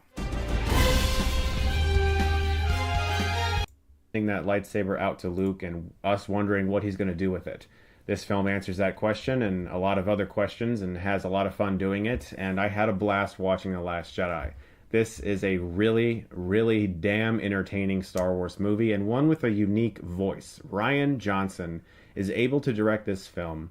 And please, I'm sure the vast majority of Star Wars fans, but his voice is not lost in the shuffle. I've seen all of his films. I've been a fan of his ever since Brick. That was one of the very first movies on my channel that I gave an A+ to, my highest rating. The vision... Okay, so the comment was entirely about the authorial voice of Rian Johnson, which is undeniably present in The Last Jedi. Arguably, that's the problem with it. That it feels so disconnected from the rest of the sequel trilogy and Star Wars because Rian Johnson's voice is so strong in it. So again, that's interesting, isn't it? Now, again, let's look at the fight scene comment. Let's take a little more. Let's watch that he has shown in film. Again, he cut that out. Why did Mr. Grizzy cut that out, I wonder? Why did you avoid showing the rest of what Chris Stuckman said there? Or what he said before that? Because the beginning changed it too. Why'd you change it? Why'd you change it, Mr. Grizzy? What was the point of that? Was there a point to that? I suspect there might have been. Films like Brick and Looper, and even the Brothers Bloom, is very much so present here. He has a great knack for filming terrific action sequences, and his voice and his humor are ever present in this film. It's a very funny movie, just like The Force Awakens was. A lot of great jokes, and none of them feel like they're at the expense of the characters. It doesn't feel like they're referencing things either, just to reference them. Sure, there are winks and nods and references, but to ask the 8th film in a saga to act like the others didn't even exist, I think is unfair. But the fan service in The Last Jedi does not come at an expense to the story. It doesn't feel like a throwaway moment, like in Rogue One, where we saw C-3PO just going, "Oh, yes, I'm in this movie because I'm in every Star Wars movie." Look, right there. Funny thing. He criticizes Disney Star Wars. Funny how that keeps happening with these Disney shills, right? Why would a Disney shill keep insulting Star Wars? Funny how that works out. It's almost like you're deliberately avoiding actually showing the entire thought, because if you did that, you'd actually show how insincere your argument is. I don't know how to tell you. Seems a little hypocritical. Feels like an epic. It feels like the war in Star Wars. Yeah, it you know? feels kind of Lord of the Rings scale, but for Star Wars. What? Jesus fucking Christ. Smash the like button. Now, what's funny here is that he lets them play out, but he cuts Chris Stuckman off halfway through, talks over him, cuts to a different sentence, cuts that off early, ignores the core argument. I don't know. It seems like an insincere critic who doesn't actually know what they can say effectively. You know what I'm saying? And if you agree with me when I say paid Disney shills. Yes, clearly Chris Stuckman, too, is a paid Disney shill for criticizing Rogue One in the same breath as praising The Last Jedi. That makes sense. Also, I can't believe he's using copyrighted music. That's really annoying. Praised The Last Jedi when it released. Have more recently turned on it now that the dust has settled and it's safe to do so. John Campa, you are first up on the hypocrisy train. I loved it. I love this movie, man. This is the best performance as Luke Skywalker Mark Hamill's ever given us. Just look at how giddy he is. Carrie Fisher. Okay, Mr. Grizzy has just been introduced to the idea of people changing their opinion over the course of 8 years. And especially in opinion of seeing how this film fit in with The Rise of Skywalker. Chris Stuckman himself also, and I'm sure she's going to bring it up, felt more negatively about The Last Jedi in context of The Rise of Skywalker. Seeing it didn't lead to anything in that film cheapened the experience of The Last Jedi to Stuckman. That's the problem here. A lot of it is that in context, it does suffer as being a part of a trilogy that culminates to a lesser end product. But as a film on its own, it's pretty solid in my opinion. But let's keep going. In my opinion, has never been better. Anything else? But a whole hell of a lot of you guys are going to absolutely love this film. Respect to all of you that made it through that garbage. Give yourself a round of applause. Now. He really oversells this. Like, he really oversells this. It's like, oh man, I'm going to play all this critics' opinions and then play other people's jokes in between. Real transformative commentary there. Now it's time for your reward. I mean, it's the original trilogy way up here. And then down here somewhere is, you know, you got The Force Awakens, you got Rogue One, you got Solo, and then you got The Last Jedi.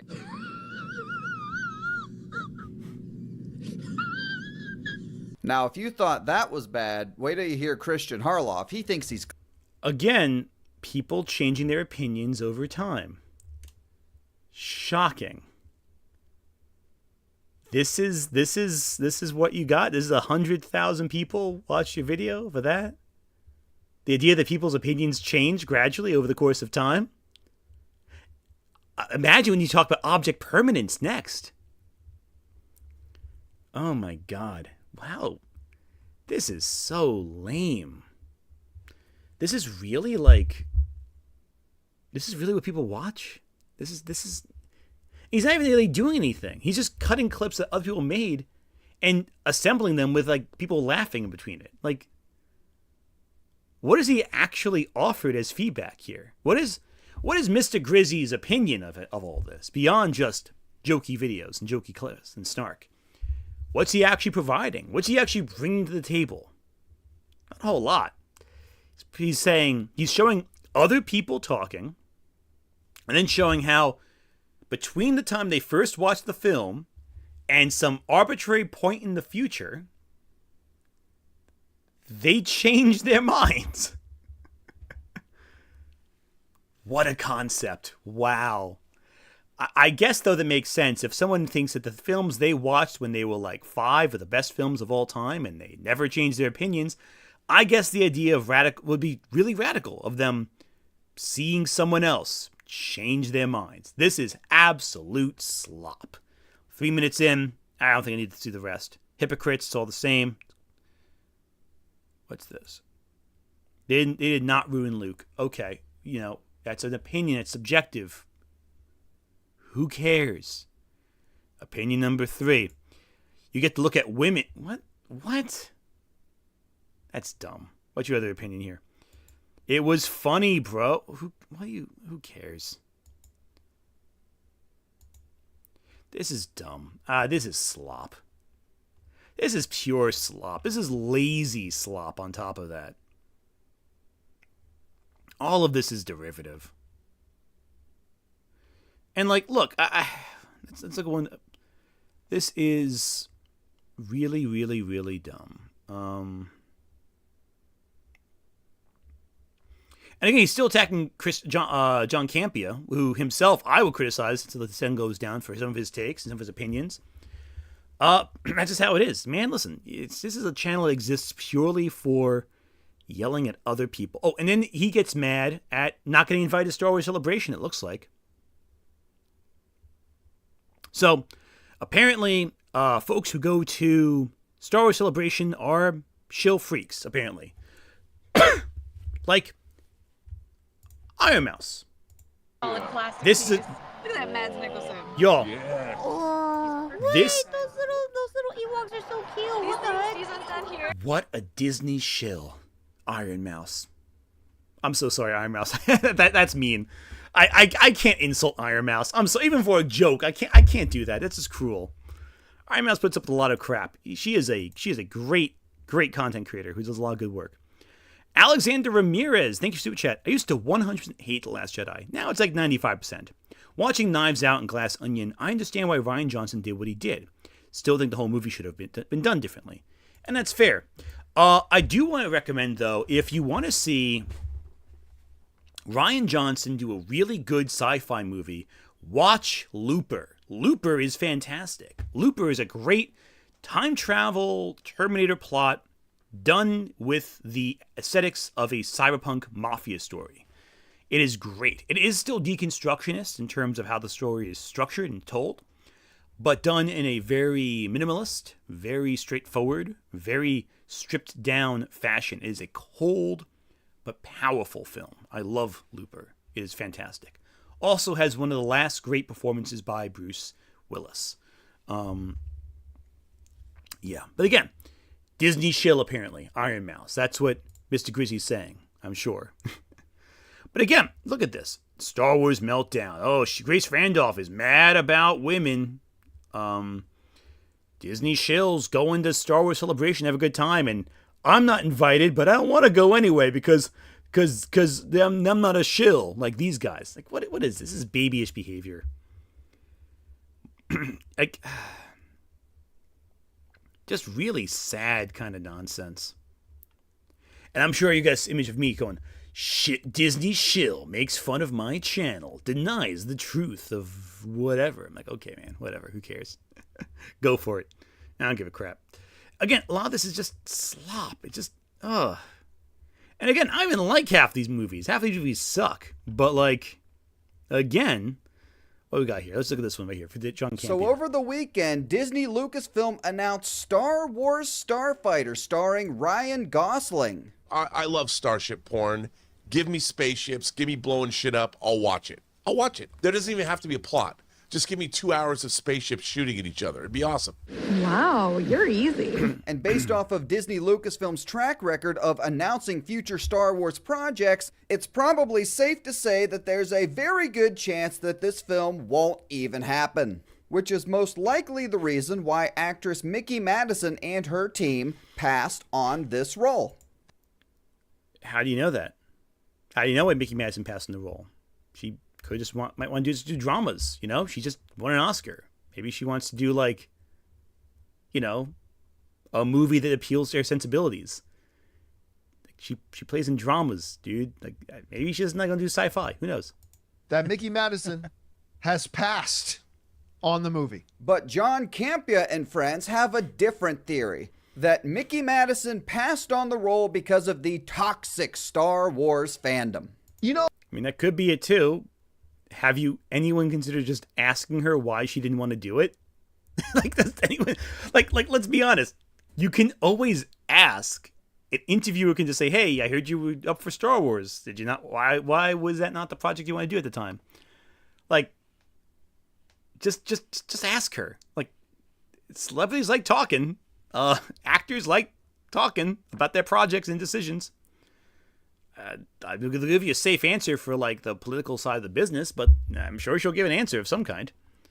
Oh, it wasn't that long ago that it would seem inconceivable that a performer would pass on a Star Wars movie. But the sense that I got... What do you mean? Tons of people have passed on Star Wars, dude. It's not like... Some people just don't want to do sci-fi. It's that simple, man. Come on. From people was that the reason she passed on it wasn't because she doesn't like Ryan Gosling, and wasn't because she doesn't like Sean Levy, or isn't because she doesn't really love Star Wars. The sense that we got was that she decided to turn it down because the Star Wars fandom is rather a dangerous, toxic, attacking place. Wow. Not only... I mean, that's also valid. Has anyone asked her? But like, everyone's assuming she did it for this reason. No, she did it for this reason. Like, well, has anyone just interviewed her? Like, come on, man. Like, just ask her why. Like, who cares? Unless you have an answer, there's no point speculating. It's just figure it. Just ask. Is the Star Wars fandom toxic? They are dangerous. Dangerous to the mental health, I guess, of these millionaire Hollywood actors and actresses. The Star Wars fandom was so annoying that George Lucas sold the rights to it because he didn't want to deal with it anymore. There are horror stories about the Star Wars fandom. Alec Guinness was annoyed by Star Wars fans. Back in the 80s. Like, this isn't like a new phenomenon. Harrison Ford is famously the biggest Star Wars hater, in part because the fans annoy him. Come on, man. That's like one of those. That's like the biggest stereotype about that's the biggest stereotype about Star Wars fans, that they're irritating. Like that's an old stereotype back in the 70s and 80s even, and when it first started. Like, don't act like this is news. It's not a new thing. Y'all made a documentary called The People versus George Lucas because you didn't like George Lucas enough, where you have songs about how much you hate Jar Jar Binks and you burn effigies of the Star Wars characters in protest of the prequels. Like, come on. Like, let's have a little self-awareness here. Like, Star Wars fans are known for being a pain in the ass.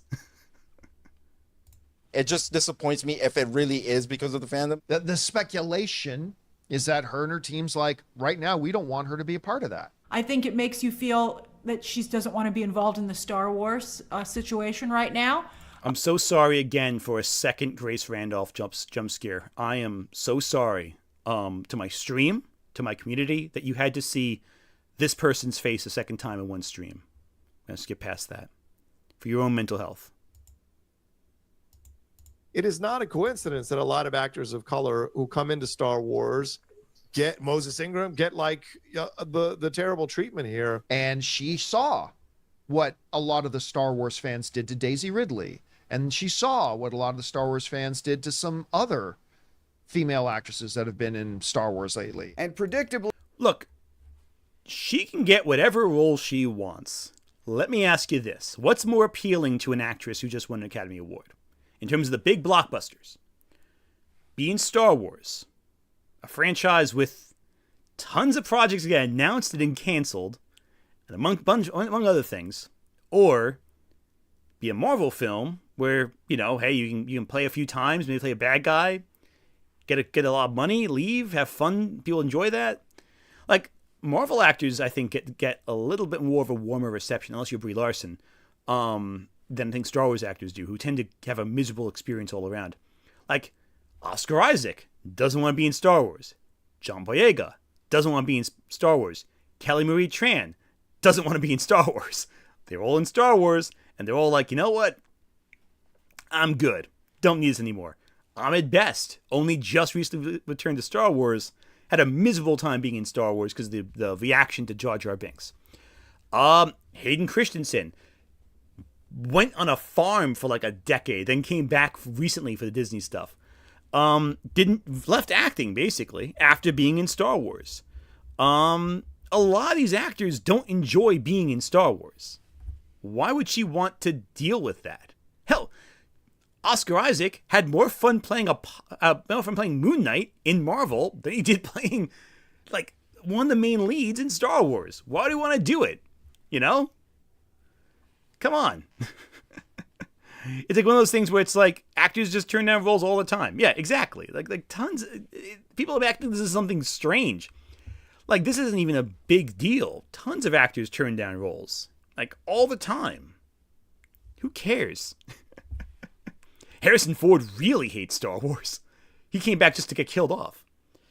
Like, I don't know. I just think they're making a mountain out of a molehill here. On all sides. It's just one actress who can get any role she wants right now, not wanting to do Star Wars. Can't even blame her. Can't even blame her. Nothing to do with fans. I'm just saying she could do better. You know? Star Wars isn't that... Listen, Star Wars actors aren't exactly known for, like, being, like, the star of the movie. It's the special effects that takes to take command. And she's worked with Quentin Tarantino. Like, come on. Like, she can get anyone. She can work with anyone she wants. Like, and knowing her, she's probably gonna choose like one of those like art house filmmakers. Like, you know who she probably would work with? Like a Robert Eggers kind of director, or Ari Aster kind of person. You know, I feel that's what she's more geared towards. You know, the more indie, strange stuff than the big sci-fi blockbusters. You know, just dumb. You know, or they asked for too much money, or Disney lowballed her. That's another option too. They could have lowballed her an offer. You know, that's a possibility as well. Again, Sean Baker, yeah, exactly. Yeah, so just this is the modern fandom culture. This is a lot of people who are like obsessive versus the positive stuff, which is really good, but the negative stuff gets attention, which is sad, you know? It's a lot of negativity, a lot of anger, and low effort, too. It's very lazily made, these videos. It's just like, here are a bunch of clips I watched on YouTube. I'm going to show them to you in chunks so you can't digest what they're talking about. I'll add like 30 seconds of commentary and I call it a day. You could have watched the original video, I guess, but yeah, I'm not going to add any transformative material here. I don't know. I couldn't stand making a video this substanceless. Anyway, that's it. That's all I got. Got nothing else for you. That's the gist of the stream. I want to talk about a couple things before I go for the evening. This Friday, we're going to be talking about dragons. It's going to be Dragon Week. Pointy Hat and Ginny D have a event called Dragon Week that they run. It's mainly for the TTRPG community, but I don't care. I want to do a video at dragons. And I'm going to do it for that. So, hey, I'll try give it a shot. And then next week, Last Jedi video. So expect tons of people to say some Disney shill Anthony is making a Last Jedi video where he shills for Disney, despite the fact I've made like 100 videos making fun of Disney and criticizing their practices. But yeah, no. So Dragons this week, Star Wars the next, and after that, who knows? The Masked Tomo, thank you for Super Chat. For real though, if you like symphonic metal, you will want to check out the albums Return to the Kingdoms of Fife by Gloryhammer and The Masters of the Multiverse by Dragony. Their older stuff is fantastic too. I have listened to Gloryhammer. I've heard Gloryhammer a few times. I have friends who went to shows of theirs. I've had issues with their some of their recent controversies, but you know, the music's still pretty good. Masters of the Multiverse, though, I have not heard, I don't think. So I have to check that out. Good, thanks for the recommendation. I like that. That's cool. And thank you for the super chat. It's really appreciated. I do want to bring up one quick thing, too, real fast, before I forget. I have a couple projects coming up with a few big-name collaborators. I'm excited to work with them. But I do want to bring up a controversy from the She-Hulk video that I have been kind of holding back on discussing. I mentioned I made a pinned comment on it. There were some perceived comments in the video that people felt were inappropriate. But I feel like that was just a matter of my own failing. I should have addressed them in editing. I should have made a note of it. Should have tried to cut around some things that were deemed a little, the implications not being so great. And for that, I'm very sorry. That was entirely on my shoulders. I'm the one who put the video out. It's no one's fault but my own that those comments were deemed as controversial. I think it's entirely unintentional. The people, the comments were made with a very specific goal in mind. Some people took that in a different direction or a different interpretation of it. But again, I should make sure that it's adjust correctly. My issue is with what happened there. There was a lot of some of the lead singer.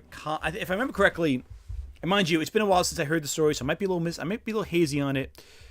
My issue were some of the comments like very bigoted comments from the lead singer, if I remember correctly. That was what it was. Why hasn't anyone made a movie based on the Dragon Riders of Pern? They actually almost did in the 90s, but it was actually canceled because of budgetary reasons. There were many attempts to make a Dragon Riders of Pern series and movie, but unfortunately, all chances, it was switched around. Again, if I'm mistaken about Gloryhammer, please let me know. I just recall there being some controversy about the lead singer saying some things. But I don't remember what the specific things are. So if I am off on that and you know more better than I do, please let me know. That being said, though, Dragonheart will be mentioned. Oh, they have a new singer. Okay, good, excellent. I'll listen to it again. That's cool. Because I was kind of hesitant to listen to it after hearing those comments were not great. But new singer, that's fine. That's good. But yeah, keeping this groovy background. Okay, so the backgrounds come from a little program. Bring it up on Steam so you can see what it is. It's called Wallpaper Engine. I use Wallpaper Engine. It's an application with a ton of backgrounds built in. They have a lot of good stuff. Yeah. Great application. Yeah, Dragonheart is mentioned in the video I'm going to be doing this week. Rain of Fire will not be, because it's just not relevant to the topic that I'm specifically talking about. But Rain of Fire is also really good. Other things I'll be mentioning are Dragon's Dogma, Beowulf, the story of Fafnir and Sigurd, The Hobbit, Sleeping Beauty, Aladdin, to an extent, One Piece, Godzilla X Kong, The New Empire. It's among others. Still editing it. Oh, and of course, Earthsea. I gotta mention Earthsea. And Yu-Gi-Oh! I'm gonna mention Yu-Gi-Oh! Very briefly. Seto Kaiba and his dragons are kind of essential in terms of dragon discussions. Making them backgrounds. Yeah, you can. I'm just bad at them, so I don't. But I use other people's because I'm respect that I am not good at everything, but other people are very talented. So I can respect that entirely. Delicious in Dungeon. Actually, I didn't mention Delicious in Dungeon, but now you say that, that's an oversight. Oh, thank you. I didn't even think of that. Yeah. Yeah, it's still time. I can add Delicious in Dungeon in there. Yeah. Actually, that's a good... Thank you. That's good. I'll do that. Yeah, I forgot about that. Yeah. Yeah, no, that's actually really cool. Yeah, I'll add... Once the stream's done, I'll make sure I add the Delicious in Dungeon bit in it. Thank you for the reminder of that. Yeah, I forgot. I don't know why that slipped my mind. I like that series quite a lot. Yeah. Good excuse to put in that one clip, too. You know the clip I'm talking about where, Marcel has her panic. I'll say that. Yeah, but no, this is all good stuff. But yeah, so I wanted to address those comments real quick from the video. Make sure that everyone understood it's entirely accidental. All parties involved did not intend any offense. I think a lot of people realize no one intended offense, but it can still be interpreted that way. But yeah, does King Ghidorah count as a dragon? Oh, absolutely. Absolutely, King Ghidorah is a dragon. 100%. But yeah, so that's everything we got today. Thank you so much for taking time to listen, taking time to talk about Star Wars. There are more Star Wars coming up. I'm sure I'm going to offend everyone with my hot take, especially considering that, hey, listen, if you hate Star Wars Last Jedi, you're gonna hate what I gotta say about Star Wars Last Jedi. So, have a good rest of the night, and I hope to see you all very soon. Take care.